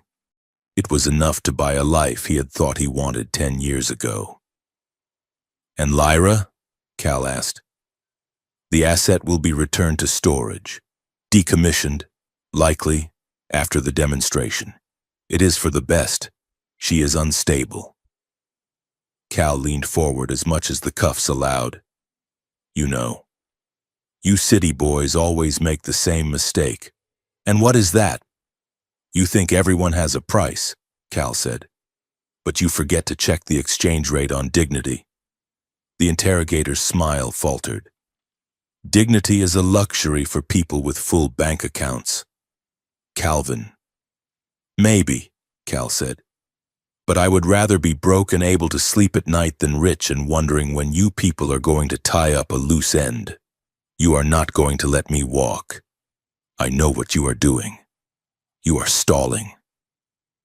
The man closed the folder. The warmth vanished from his face, replaced by a cold, bureaucratic boredom. We are not stalling, Mr. Miller. We are being polite. The alternative is much less pleasant. He stood up and tapped the table. Think about it. The boat, the ocean, or a shallow grave in the back 40. Your choice. He walked out, the heavy door sealing with a hiss. Cal slumped back in the chair. He checked the underside of the table with his fingers, looking for a screw, a weakness, anything. It was seamless. Hold on, Lyra, he whispered to the empty white room. Just hold on. In a laboratory 3 levels down, there was no silence. The air hummed with the high-pitched whine of capacitors charging. Lyra hung suspended in the center of the room, her arms and legs locked into a chrome harness that looked like a torture device designed by an artist. Wires snakes from the ceiling, jacking directly into the neural ports at the base of her skull. Her head was thrown back, her mouth open in a silent scream. "Stabilize the feed," a voice said. It came from the observation deck above, filtered through a speaker. Asset output is fluctuating. She is fighting the interface, a second voice replied. This one was closer, a technician in a white hazmat suit checking the readouts on her harness. Her cortisol levels are spiking. "Override it," the first voice commanded. "Initiate the simulation." Lyra felt the world dissolve. The lab vanished. The pain in her wrists vanished. Suddenly, she was floating above a town. It looked like Jericho Creek.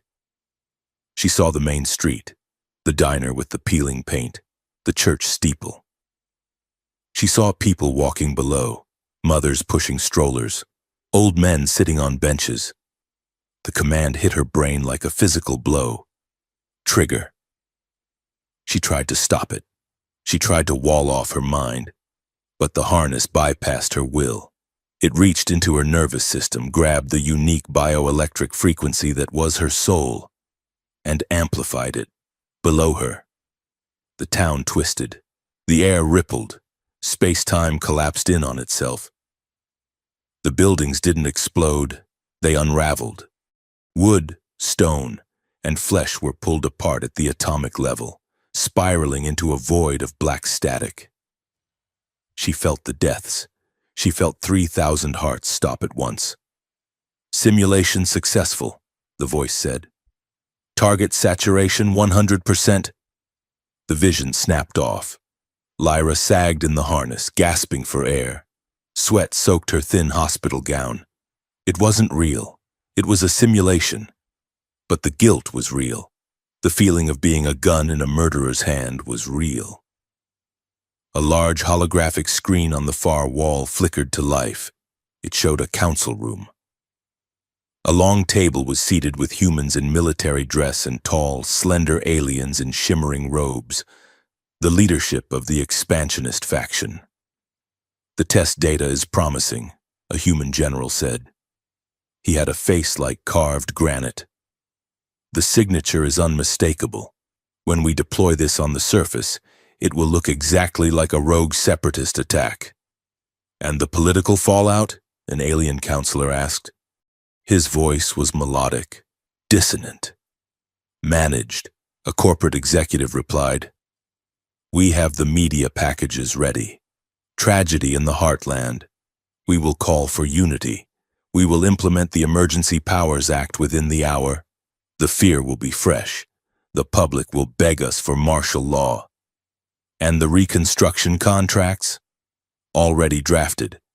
Apex Agritech has secured the rights to the entire sector. Once the radiation clears, we rebuild. We own the land. We own the government. We own the narrative.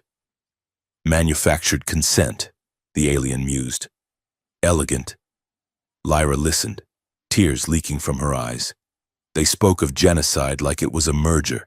They spoke of her, Asset L0, like she was a drill bit to be used and discarded. She wanted to die. It would be so easy to stop fighting, to let the next surge of power burn out her heart. But then she remembered the smell of rain on a tin roof. She remembered the scratch of a flannel shirt. She remembered Cal's hands, rough and shaking, wrapping her ribs. I am scared of losing you. He was alive. She could feel him, a faint, warm ember in the back of her mind, a remnant of their brief connection. He was stubborn. He was angry. He was fighting.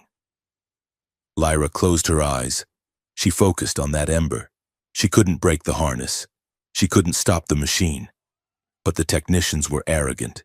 They were monitoring her power output, not her internal frequency. She took a breath. Beneath the roar of the interface, she began to tap out a rhythm on her neural network. It was a distress signal, weak and encrypted, buried in the static. I am here. She broadcasted into the void. I am still me. The door to Cal's interrogation room didn't open.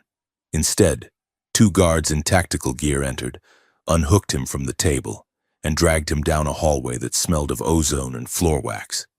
They threw him into a holding cell. He stumbled, catching himself before he hit the opposite wall.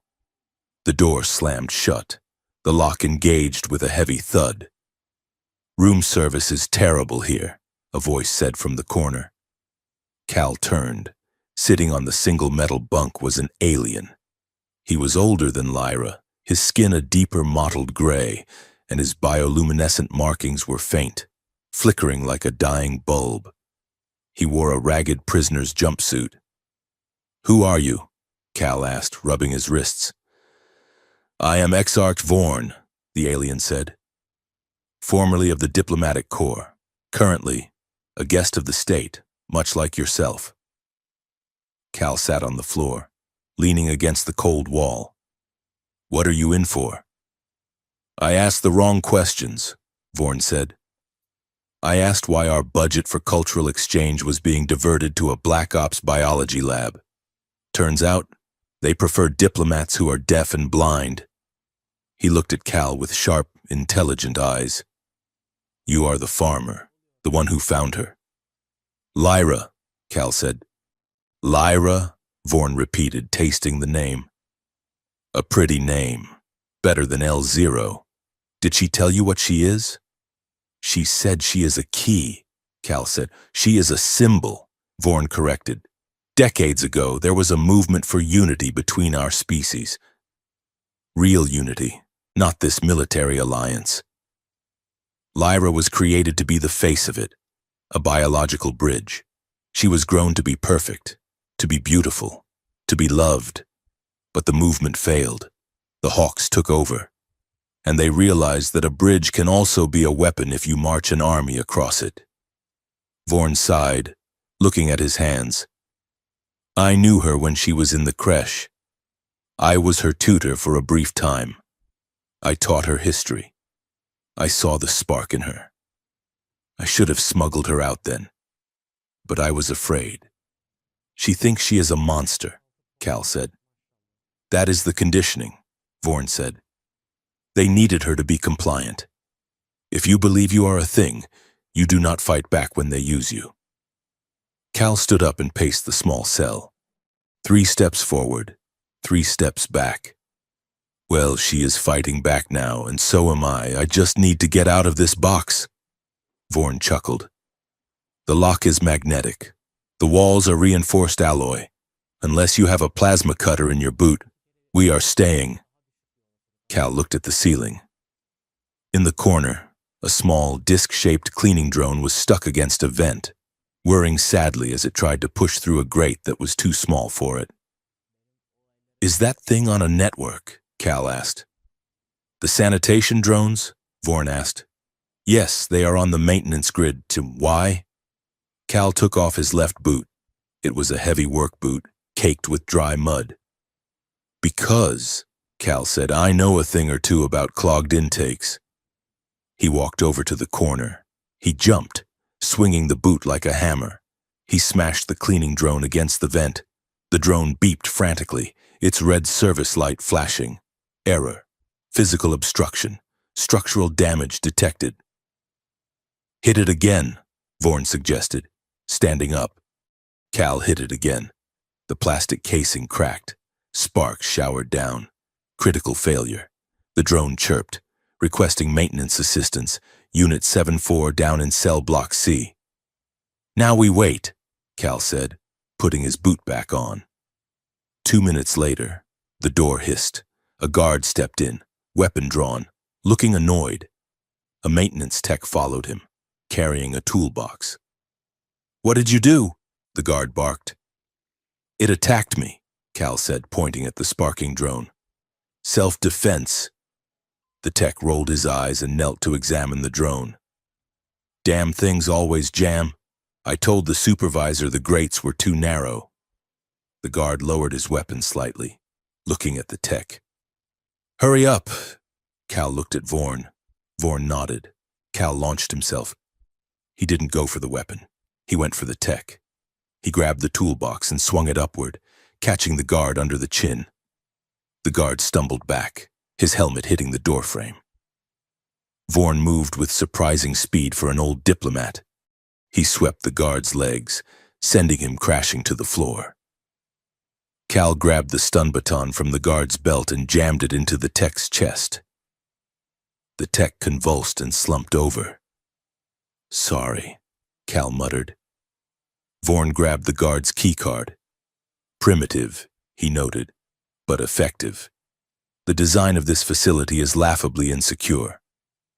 They didn't build it for farmers, Cal said, grabbing the guard's radio. They built it for soldiers. Soldiers follow rules. Farmers fix problems. They stepped into the hallway. Alarms were not ringing yet. Which way to the lab? Cal asked. Sub-level 4, Vorn said. But the elevators will require biometric clearance. We don't need elevators, Cal said, looking at a maintenance map on the wall. Look at this. The ventilation system handles air cycling for the chemical labs. It has to be isolated from the main grid to prevent contamination leaks. And that means it runs straight down, Cal said, like an irrigation ditch. If we follow the primary intake, it will dump us right over the clean room. You want to crawl through the air ducts? Vorn asked, wrinkling his nose. Unless you want to ask the front desk for a pass, Cal said. He pried open a wall panel. After you, Ambassador. The crawl was tight, dark, and hot. Cal led the way, counting the junctions in his head. He treated the facility map like the layout of his fields. Main line, feeder line, drainage. It was just plumbing on a massive scale. Left here, Cal whispered, his voice echoing in the metal tube. We are passing the barracks. Vorn was breathing hard behind him. I spent 40 years negotiating peace treaties, he wheezed. I have never been this dirty in my life. Dirt washes off, Cal said, and regret doesn't. Keep moving. They reached a vertical shaft. A fan the size of a tractor tire was spinning slowly below them. That is the main intake for the lab, Cal said. We have to time it. Time what? The jump. Before Vorn could argue, Cal slid through the blades, dropping 10 feet onto a mesh walkway. Vorn followed, landing with a grunt. They peered through the grating. Below them was the lab. Cal saw the scientists. He saw the holographic screen showing the council. And he saw Lyra. She was limp in the harness, her head hanging down. The wires glowed with a pulsing violet light. The hum in the room was deafening. Target sequence initiating. A computer voice announced, power levels at 80%. They are starting, Vorn said. If she reaches 100%, the feedback will fry her brain. She won't survive the discharge. Cal pulled the grate loose. Then we better make an entrance. He didn't have a plan. He had a stun baton and a lot of anger. Cal kicked the grate out. It fell, crashing onto a table of instruments below. Glass shattered. Scientists screamed.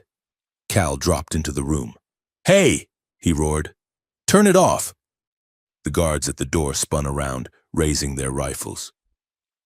Cal ducked behind a console as plasma bolts chewed up the metal. "Lyra!" he shouted. "Lyra, wake up!" In the harness. Lyra's head snapped up. She heard him. Through the haze of the simulation, through the roar of the energy, she heard the one voice that anchored her. "Cal." She opened her eyes. They were blazing white. "Asset is destabilizing," a scientist yelled. "Containment fields are failing." Vorn dropped down next to Cal, grabbing a fallen data pad. "I am locking the guards out of the system," he shouted over the noise. "Cover me!" Cal popped up and fired the stun baton. It had a ranged setting, throwing a bolt of electricity that hit a guard in the neck. Lyra looked at the scientists. She saw their fear. She saw the machine that was killing her.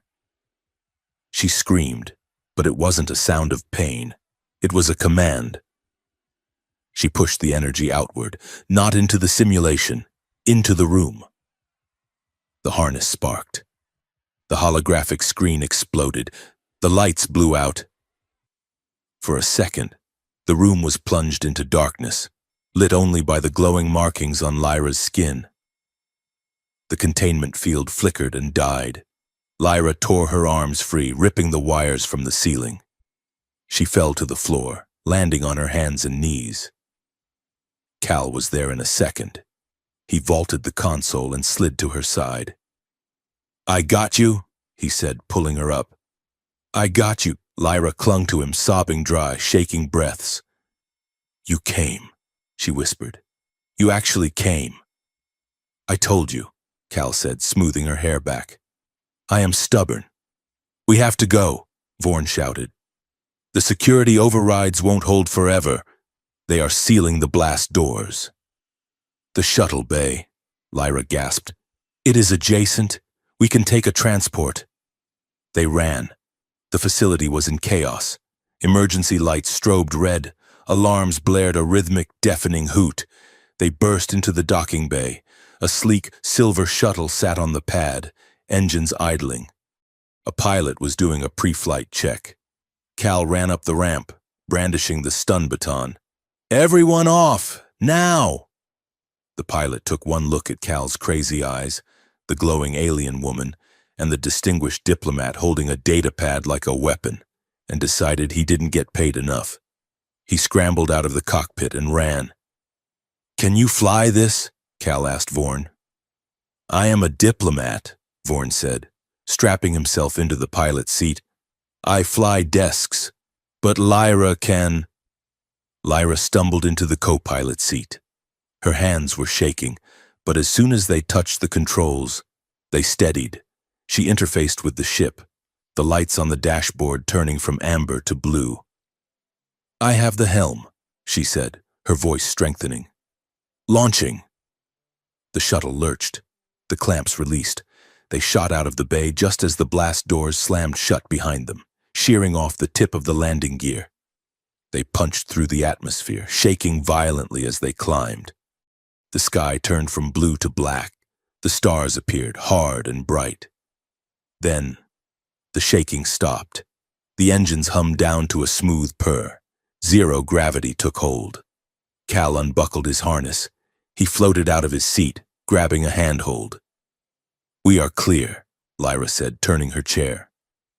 "Intercept course set for the orbital relay." She unbuckled and pushed off, drifting toward Cal. They met in the middle of the cabin. There was no up or down. There was only them. Lyra wrapped her legs around his waist, her arms going around his neck. Cal held her tight, burying his face in her shoulder. "You are crazy," she whispered. You are completely defective, says the woman who just blew up a lab. Cal laughed, the sound bubbling up from a place of pure relief.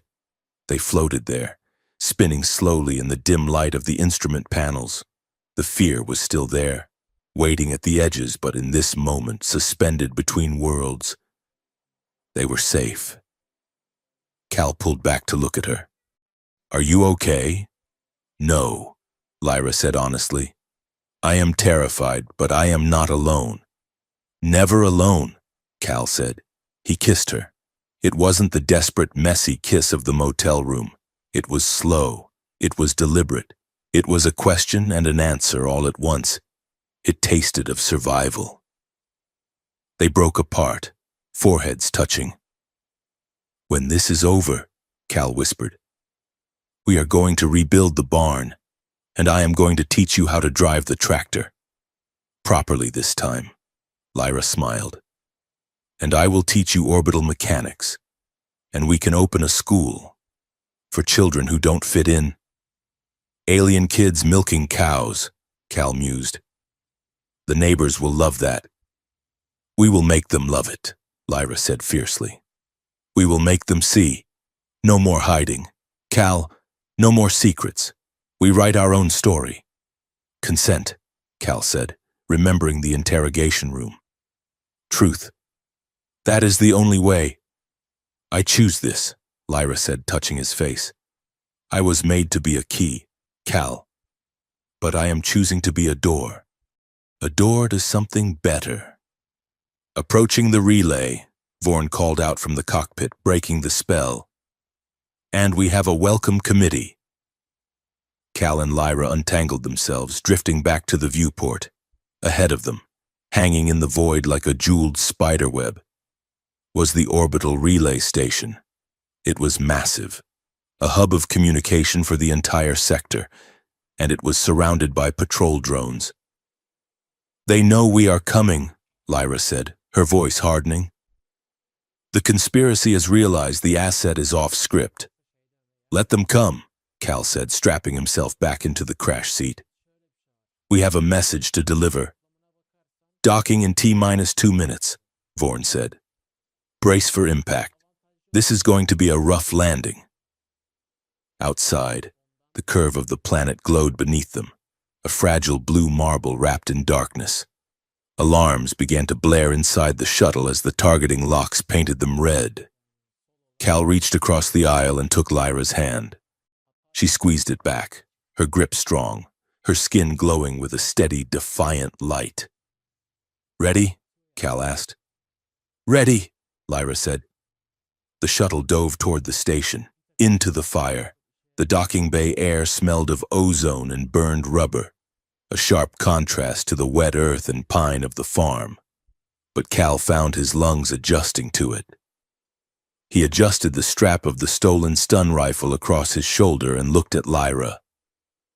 She was crouched behind a stack of shipping crates, her eyes scanning the corridor ahead.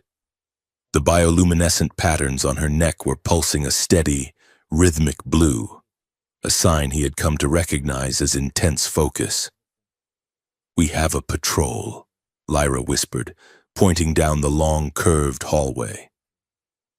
2 drones. 1 biological guard, heavy armor. Cal peeked around the corner. The hallway was sterile, lined with pipes and conduits that hissed with pressurized gas. At the far end, a floating orb scanned the walls with a red laser, flanked by a massive figure in a kinetic suppression suit. We can't fight them, Cal whispered back. Not without setting off every alarm in the sector. We need a distraction. Lyra looked at him, one eyebrow arched. Do you have a plan, or are you just going to hit something with a wrench again? Cal grinned, though his heart was hammering against his ribs. I am hurt that you think I am a one-trick pony. Look at that maintenance cart. He pointed to a robotic cleaning unit parked in a charging alcove about 20 feet away. It was a bulky, wheeled contraption designed to scrub floors. Cal pulled a multi-tool from his belt, a piece of alien tech he had swiped from the lab. which he was slowly figuring out. Watch this. He crept forward, keeping low. He reached the cart and popped the maintenance panel. It was more complex than a tractor engine, but the principles of power and drive were universal. He found the lithium-ion regulator and bypassed it, then jammed the throttle servo into the maximum position. He set a delay timer on the screen for 10 seconds. He scrambled back to Lyra. "Wait for it," he breathed. 10 seconds later, the cleaning cart roared to life, but instead of a slow scrub, it shot out of the alcove like a rocket. It careened down the hallway, its brushes spinning wildly, and slammed directly into the armored guard's knees. The guard shouted in surprise, stumbling backward. The impact knocked the cart onto its side, where the bypassed battery shorted out with a loud, spark-throwing explosion. Smoke filled the corridor. The drones swiveled, their lasers cutting through the haze, firing blindly at the burning machine. "Go," Cal said. They sprinted through the smoke, bypassing the confused patrol. Lyra moved like liquid, silent and swift. Cal moved like a linebacker, heavy but fast, his boots thudding on the metal deck. They reached a heavy bulkhead door. It was locked, a red holographic seal spinning in the center. Lyra didn't hesitate. She slammed her hand against the panel. Her skin glowed bright white. The door groaned, the locking mechanism fighting her command, but then the seal turned green and the heavy metal slid open. "After you," she said, her voice strained. They slipped inside, and Lyra sealed the door behind them. She leaned against it for a second, catching her breath. "You overloaded a cleaning droid," she said, a smile tugging at the corner of her mouth. "That was undignified." "It worked," Cal said, checking the charge on his rifle. "And on the farm. We call that the distracted bull maneuver. You make a lot of noise over here, so you can open the gate over there." "I will add it to my tactical database," she teased. Under agricultural chaos. They were in a service tunnel now, narrower and darker. Cables thick as tree trunks ran along the ceiling, pulsing with light. "We are close," Lyra said, her demeanor shifting back to serious. "These are the main power feeds for the control core." They moved in silence for a few minutes, the only sound the hum of the station. "Lyra," Cal said softly, "when we get there." "What exactly do we do?" Lyra didn't look back. "The plan is simple. The execution is complicated. The array is designed to interface with me. My nervous system acts as the authentication token. When I connect, the system will verify my genetic signature and unlock the targeting protocols. And then I tell it to stop?" Cal asked. "No," Lyra said. "Once the connection is made, the energy buildup is automatic. It is like lighting a fuse. The system is designed to discharge. If I just try to stop it, the energy will backlash.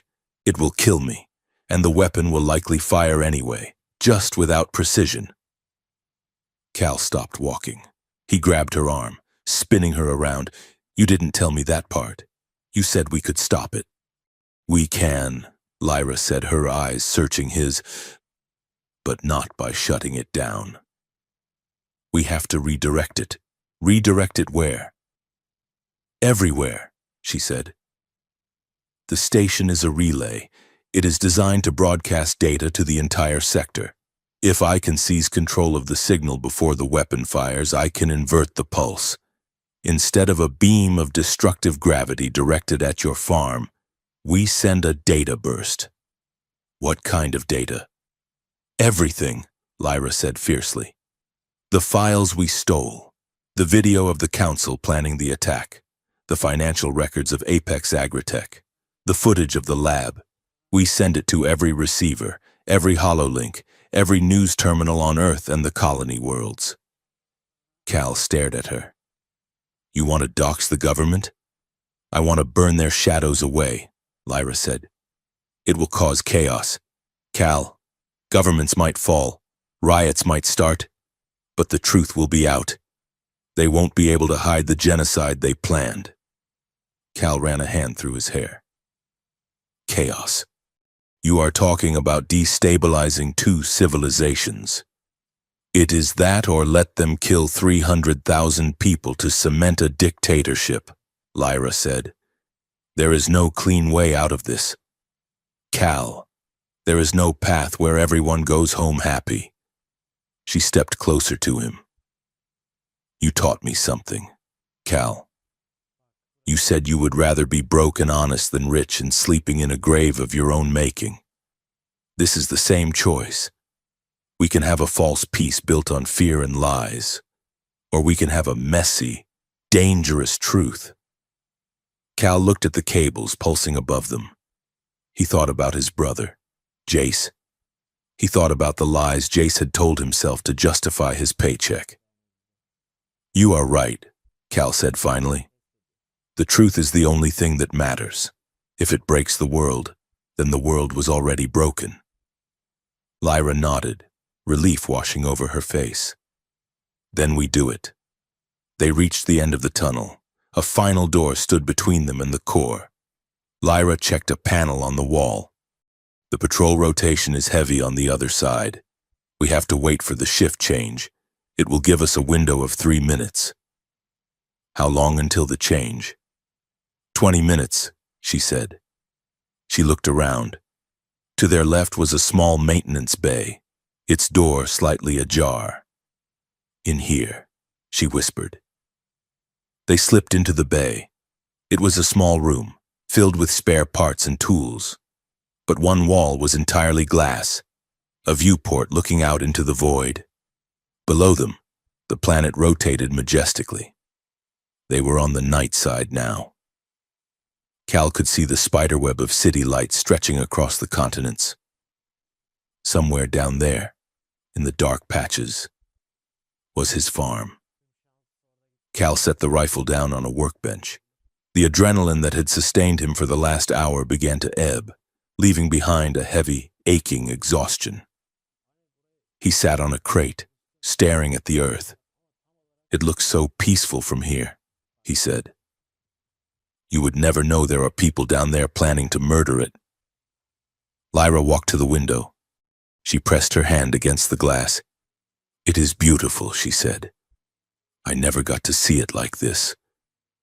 My life was small.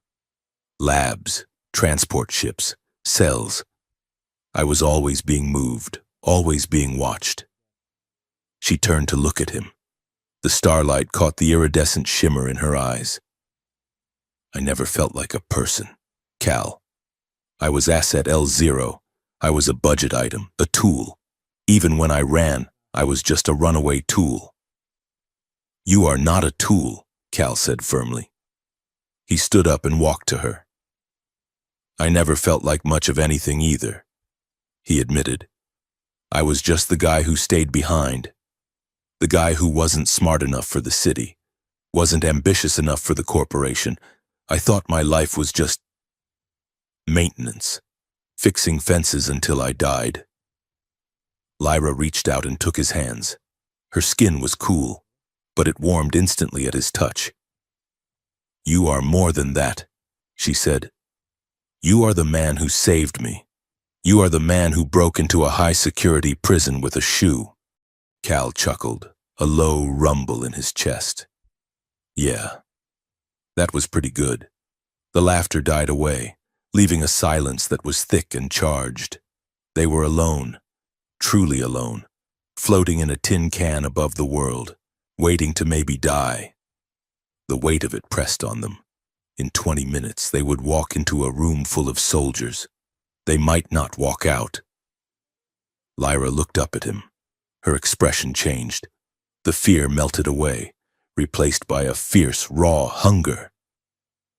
I don't want to die being a tool, she whispered. And I don't want to die without choosing. Choosing what? Cal asked, his voice rough. Lyra didn't answer with words. She stepped in, closing the inch of space between them. She reached up and placed her hands on either side of his face, pulling him down. This time, there was no hesitation, no panic about biofeedback or control. She kissed him. It wasn't like the kiss in the motel or the shuttle. This was a claim. It was a declaration of existence. Cal made a sound in his throat and wrapped his arms around her waist, lifting her slightly. In the low gravity, she was feather-light. She wrapped her legs around him, burying her hands in his hair. They stumbled back, hitting the wall, but neither noticed the impact. Cal. She breathed against his neck. Lyra. They moved blindly, driven by a need that went deeper than biology. It was a rebellion. In a universe that saw them as expendable, a failed farmer in a lab experiment, they were asserting their own value. They were saying, "We are here, we matter, we feel." Clothes were discarded, drifting away in the microgravity like ghosts. The sensation of skin on skin was electric, heightened by the danger waiting outside the door. There was no awkwardness, no fumbling. It was as if their bodies, so different in origin, had been designed for this interface. Lyra's skin hummed against his, the bioluminescence flaring in soft waves that matched the rhythm of her breathing. Cal anchored her, his strength a solid thing in the floating world. They made love with a desperate, quiet intensity. It was a conversation without words, a shedding of armor. For Lyra, it was the first time she had ever been touched, not to be measured or calibrated, but simply to be held. For Cal, it was the realization that he wasn't just fixing something broken, he was building something new. When it was over, they floated together in the center of the room, limbs tangled, drifting in the soft blue light of the viewport. Lyra rested her head on Cal's chest, listening to the slow, strong beat of his heart. She traced a scar on his shoulder with her finger. "We have terrible timing," she murmured, a smile in her voice. "The worst." Cal agreed, kissing the top of her head, really unprofessional. "The revolution is waiting, and we are taking a nap." "I am not napping," Lyra said. "I am calibrating." Cal laughed. "Is that what we are calling it now?" Lyra shifted, looking him in the eye. Her gaze was clear, sharper than he had ever seen it. "Thank you," she said. "For what?" "For letting me be Lyra. Just Lyra." Cal pulled her closer. "You are always Lyra. And if we get out of this—" "When," Lyra corrected. "When we get out of this, right? When we are going to build that house, with the school, and the cows, and the alien holidays," Lyra added. "I am going to teach you how to celebrate the festival of binary suns. It involves a lot of spicy food. You will hate it." "I can't wait," Cal said. A beep from Lyra's wrist unit broke the silence. "Time," she said. "The shift change is starting." The reality of the corridor rushed back in. They weren't just lovers floating in the stars. They were soldiers on a suicide mission. They dressed quickly, the intimacy of the act replaced by a grim efficiency. But something had changed. They moved in sync, a single unit. The fear was still there, but it was no longer paralyzing. It was fuel. Cal handed Lyra her weapon. "Ready?" Lyra looked at the door. "No. But let's go anyway." They slipped out of the maintenance bay and into the main tunnel. The shift change had thinned the patrols just as Lyra predicted. They moved like shadows, reaching the massive double doors of the control core without incident. Lyra hacked the lock. The doors hissed open. The core was a cavernous space, a cathedral of technology. In the center, a massive column of energy pulsed rhythmically, the heart of the weapon.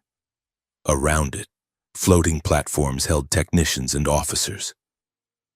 "We have to be fast," Lyra whispered. They sprinted for the central platform. A technician spotted them and shouted, but Cal was ready. He fired the stun rifle, dropping the man before he could reach the alarm. Lyra vaulted onto the main interface dais. It was a raised circular platform surrounded by holographic displays. In the center was the chair, the interface. She sat down. The chair adjusted to her form instantly. Restraints snapped around her wrists and ankles. Cal stood back to back with her, rifle raised, scanning the room. "I will hold them off. Do your thing." Lyra closed her eyes. Connection initiated. The room groaned.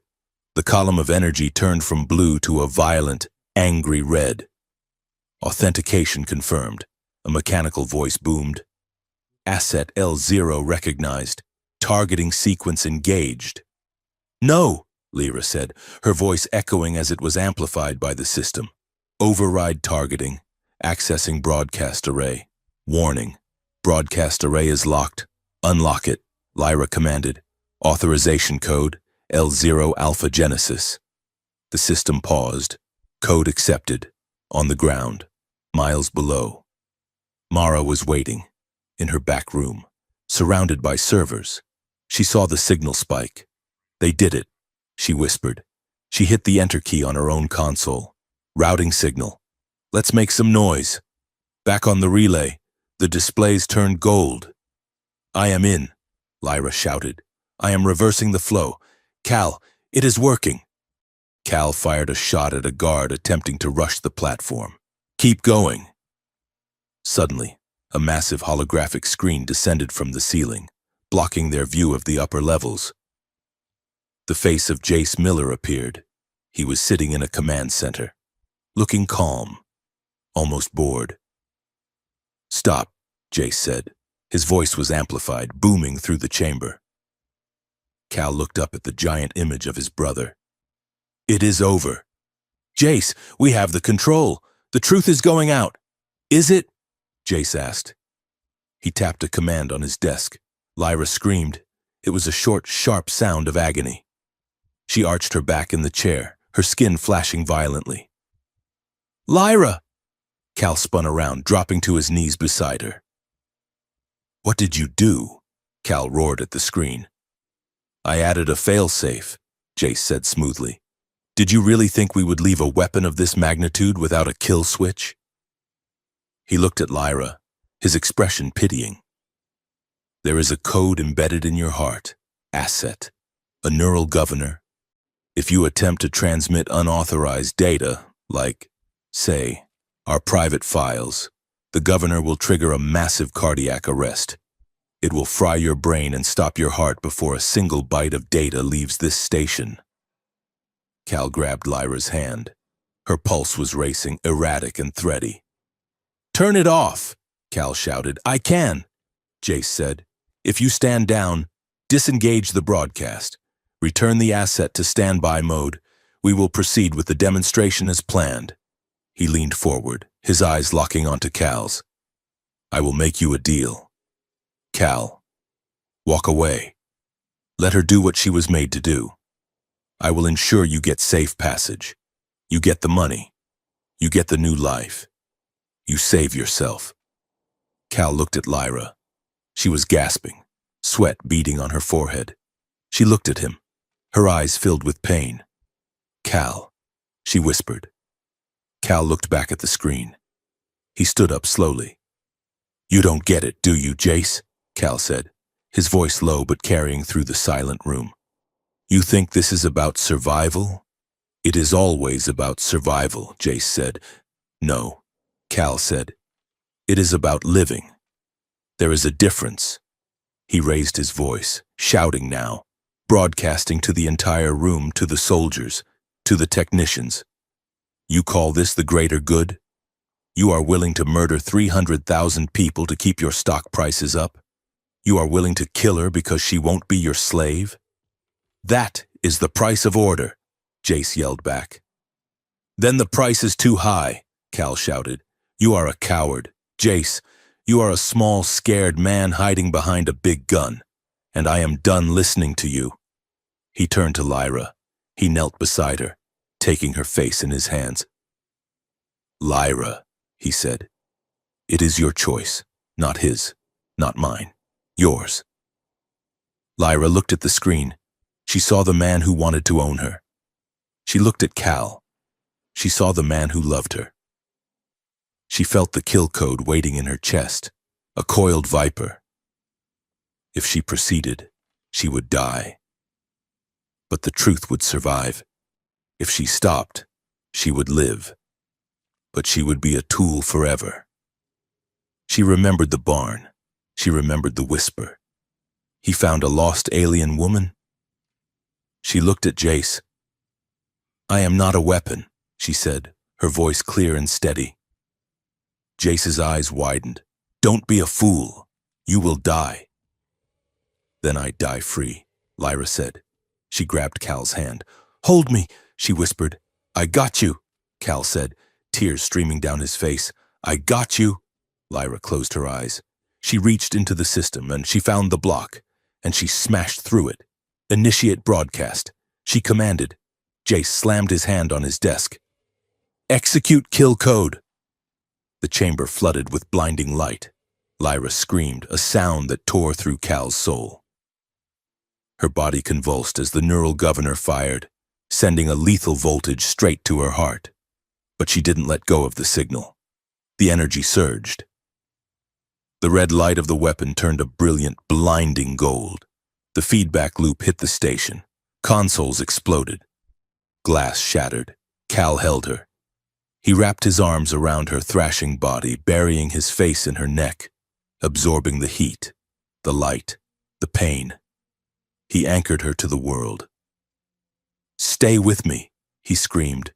"Stay with me." On the planet below, the miracle happened. Billions of screens, from the high-tech holovids in the capital to the cracked tablets in the slums, flickered. The propaganda feed cut out, and then the files appeared. The video of the council, the orders for the genocide, the face of Jace Miller ordering the death of a town. It flooded the networks. It was unstoppable. In the station, the light became a physical force. The floor buckled.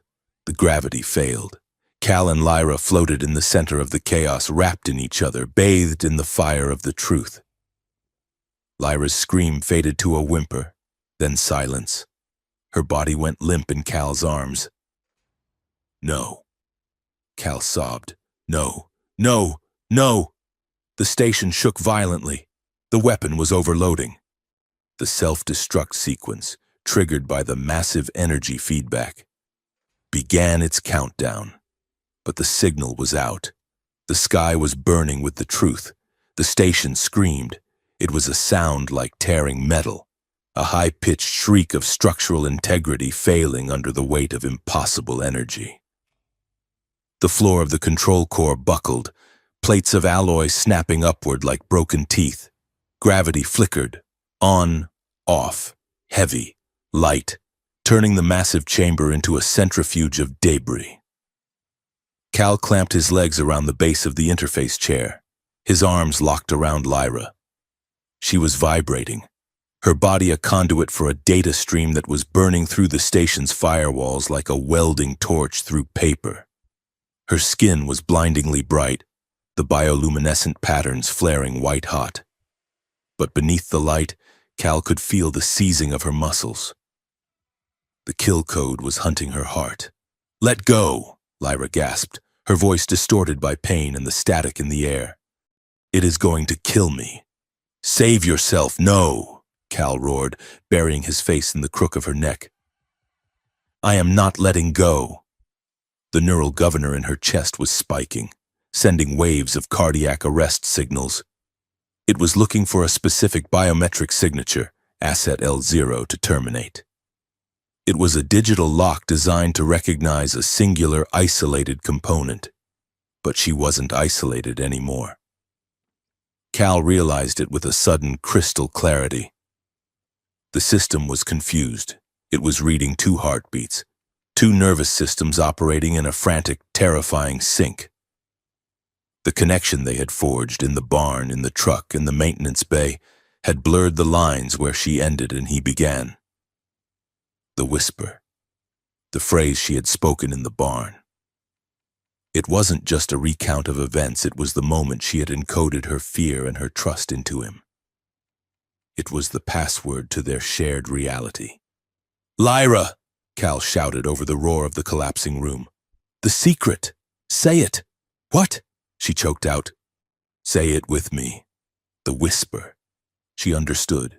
Even through the agony, she understood. It was an override, a new definition of self. Cal pressed his forehead against hers.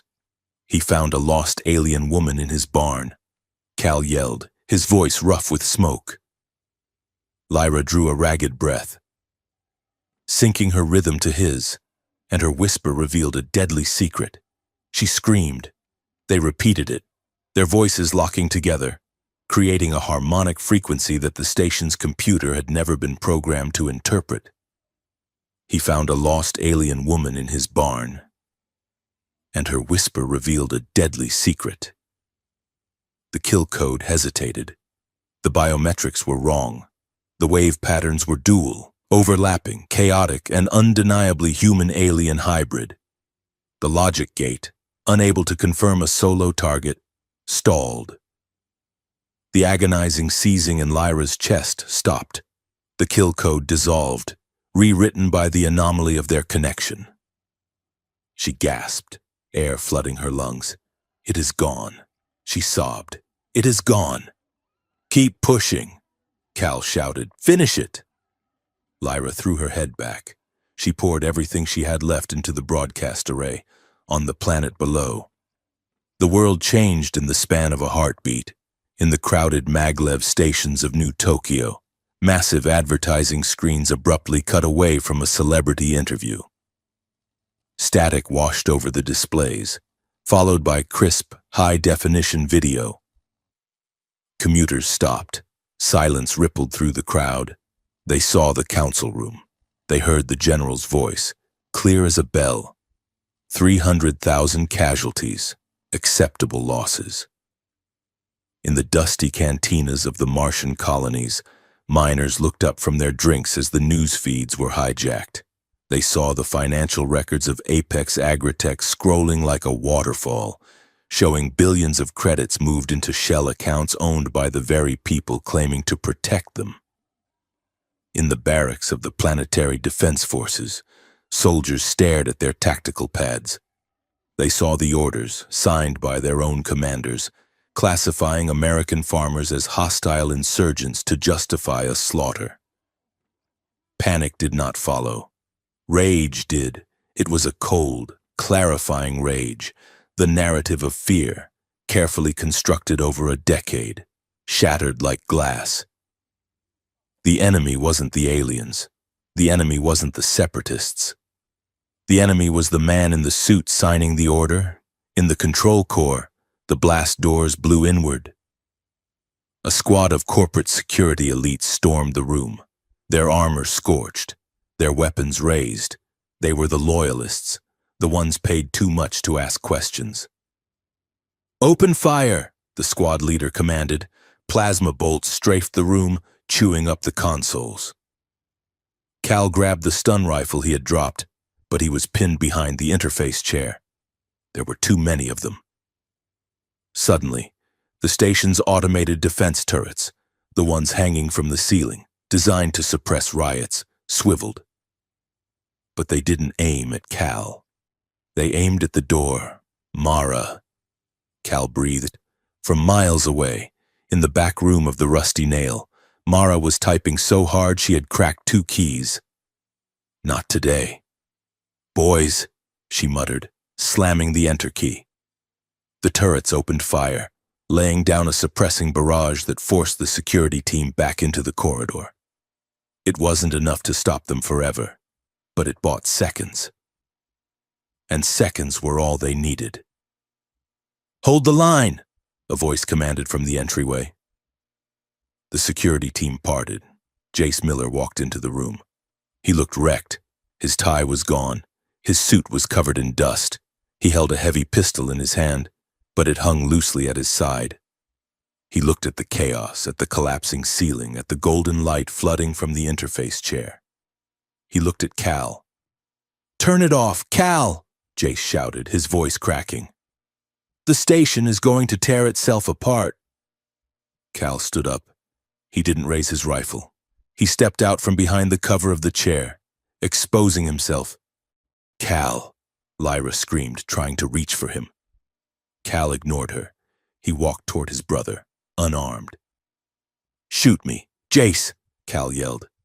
"If that is what the greater good looks like, then go ahead. Put a bullet in your brother and save your stock options."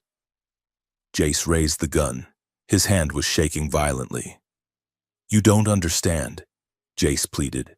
"We were building order. We were making it safe." "You were building a cage," Cal shouted back, "and you were burning our home to heat it." He stopped 10 feet from Jace. "Look at the screens, Jace. Look at them." Jace looked up. The holographic displays were still active, showing the feed from Earth. He saw the riots. He saw the protests. He saw a live feed from the Capitol, where military police were throwing down their shields and joining the crowds. "It is over," Cal said softly. "The lie is dead. You can die with it, or you can help us save what is left." Jace lowered the gun. He looked at the weapon as if he didn't know what it was. Then he looked at Lyra, who was slumped in the chair, watching him with eyes that held no hate, only a terrible, exhausting pity. "Even collaborators can be redeemed," Lyra said, her voice weak but carrying through the din. "On my world, the ones who built the cages were the only ones who knew how to dismantle them." Jace closed his eyes. He let the gun fall from his hand. It clattered on the metal deck. He pulled a comms unit from his pocket. "This is Director Miller," he said into the mic. His voice was steady now. "Authorization code Omega 9. Stand down. Repeat. All security forces stand down. Initiate evacuation protocols. The operation is compromised." He looked at Cal. "Get her out of here," Jace said. "The core is going to breach in 2 minutes." "What about you?" Cal asked. Jace smiled, a sad, broken expression. "Someone has to manually release the magnetic locks on the escape pods. Go." He turned and ran toward the manual override console on the far wall. Cal didn't waste time. He ran back to Lyra. She was fading. The light in her skin had dimmed to a faint gray pulse. The effort of the broadcast had burned out her reserves. She slumped forward, her connection to the chair severing. Cal caught her before she hit the floor. "I have got you," he said. He scooped her up. She was dead weight, frighteningly light. The station lurched violently. A piece of the ceiling the size of a truck crashed down where they had been standing seconds ago. The run to the shuttle was a nightmare. The gravity was gone completely now. Cal had to kick off walls and pull himself along handrails, towing Lyra with him. Debris floated in the corridors, shards of glass, twisted metal, a floating boot. They reached the airlock. Vorn was there, frantically waving them in. "Hurry!" the old diplomat shouted. "The containment field is collapsing." Cal shoved Lyra through the hatch and scrambled in after her. Vorn hit the release. The shuttle detached with a violent shudder. "Punch it!" Cal yelled, strapping Lyra into the crash couch. Vorn slammed the throttle forward. The shuttle engines roared, pushing them away from the station. Behind them, the orbital relay didn't explode in a ball of fire. It simply came apart. The energy Lyra had redirected tore the structure into its component atoms. It dissolved into a cloud of glittering dust, a silent, expanding nebula of gold and silver against the black backdrop of space. It was harmless. No weapon fired, no beam struck the Earth, just a rain of expensive confetti falling into the atmosphere to burn up as shooting stars. Cal unbuckled and floated over to Lyra. She was unconscious, her breathing shallow. "Lyra," he whispered, touching her cheek. Her eyelids fluttered. She looked at him, her iridescent eyes dull but present. "Did we win?" she whispered. Cal looked out the viewport at the glittering cloud of the relay. Yeah, he said, choking back a sob. Yeah, darling. We won. The autumn sun was warm on the porch, smelling of dried leaves and wood smoke. 6 weeks had passed since the night the sky turned to gold. Cal sat on the steps of the farmhouse, whittling a piece of cedar. He wasn't making anything in particular, just letting his hands work. The physical rhythm was soothing. The barn stood across the yard. It was different now. The roof had been rebuilt with a strange, silvery alloy that Mara had scavenged from a surplus auction. Military-grade, hail-proof, and scanner-resistant. A small, discreet communications dish sat on the silo, humming quietly as it processed encrypted traffic from the new coalition tribunal. A sleek, hovering limousine painted in diplomatic white glided up the driveway, kicking up a cloud of dust. It stopped near the chicken coop. 2 figures emerged. One was a human in a sharp suit. The other was a tall, slender alien with robes that shimmered like oil. Cal didn't get up. He kept whittling.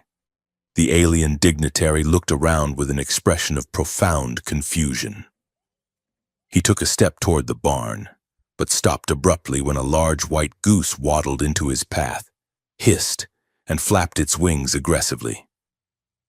The dignitary scrambled back, tripping over his own robes.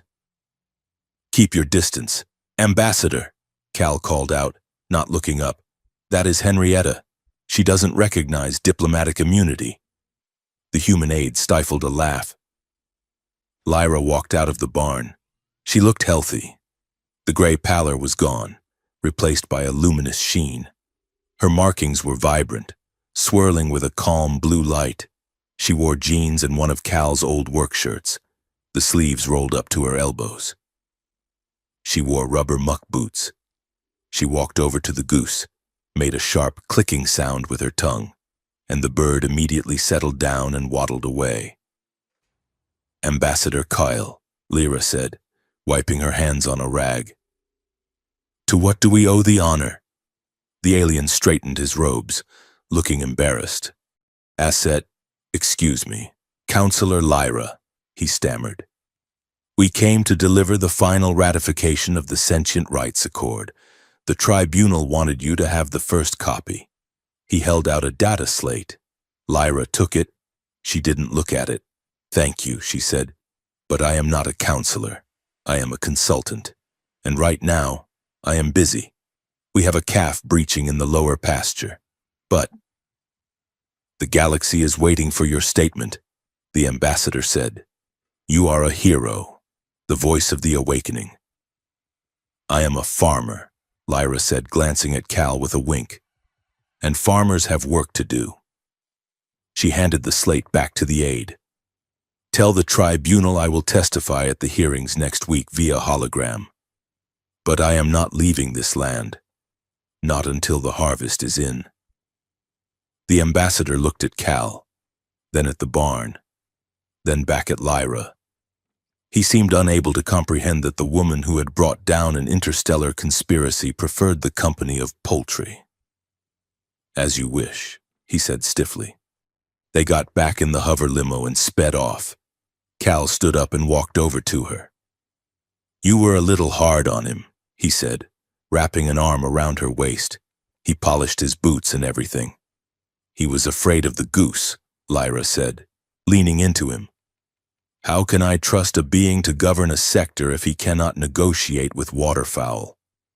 Cal laughed. "You have a point. Galactic royalty in rubber boots. It is a good look for you." Lyra looked down at her muddy boots. "Better than a harness," she said softly. Cal kissed her temple. "Much better." "Come on," he said. "Let's go check that fence in the north paddock. I think the deer knocked a rail down." They walked together toward the ridge. The sun was setting, casting long shadows across the fields. Lyra stopped at the top of the hill. She looked out at the valley. The scars of the battle were gone. The lake was calm, reflecting the orange sky. The town of Jericho Creek was twinkling in the distance, alive and safe. "We did this," she said. "We helped," Cal corrected. "Jace. He helped too." In the end, Jace was currently in a rehabilitation colony on the moon, serving a 20-year sentence. But he was alive, and he sent letters. Cal hadn't answered them yet, but he kept them in a drawer in the kitchen. Someday, Lyra turned to him. "What comes next?" "Cal, the reporters are gone. The spies are gone. It is just us." Cal looked at the old farmhouse. It needed painting. The tractor needed a new transmission. The cows needed feed. "We build," he said. "We fix the barn. We plant the spring corn. And maybe..." "Maybe what?" "Maybe we open that school you talked about," Cal said. "Mara says she can get us the permits. A place for kids who don't fit in. Human, alien, whatever." Lyra smiled. "A school in a barn? Why not?" Cal grinned. "It is a historic landmark. The Embassy of the Free. That is what the news calls it." "I like the barn better," Lyra said. They stood there as the stars began to come out. One by one, the lights of the universe blinked on. Above them, a second moon moved across the sky, the debris field of the relay, catching the sunlight.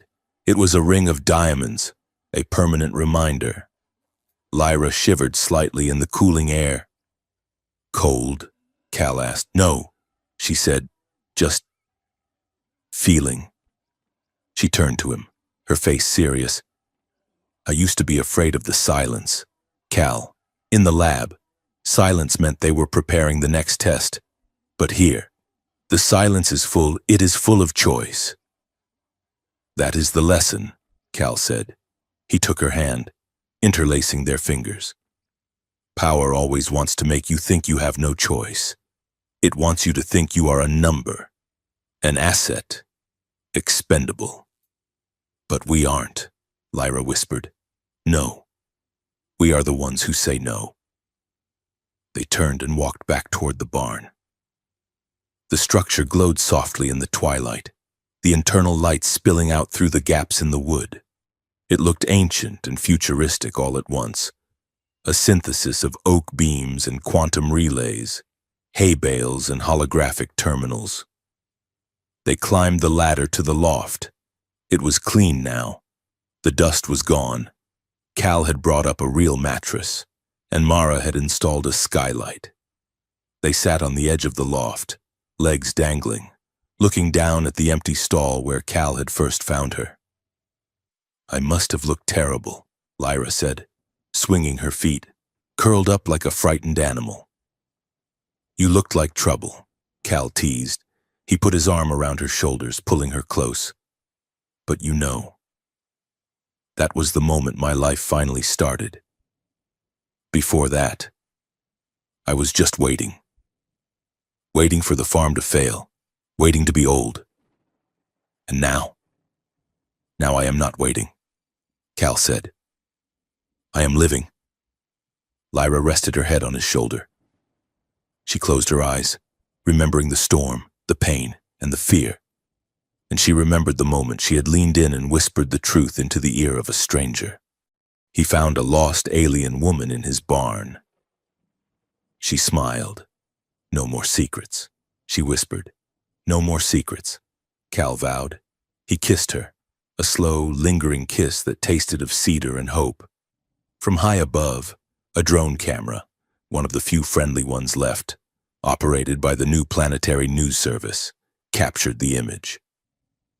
The barn stood alone in the endless fields, a beacon of warm light in the dark countryside. In the open door of the loft, two figures sat silhouetted against the glow. They were small against the vastness of the galaxy spinning overhead. They were just a farmer and a refugee, but they had shaken the pillars of heaven. And now, they were just watching the stars, ready to face whatever came down from them next, together.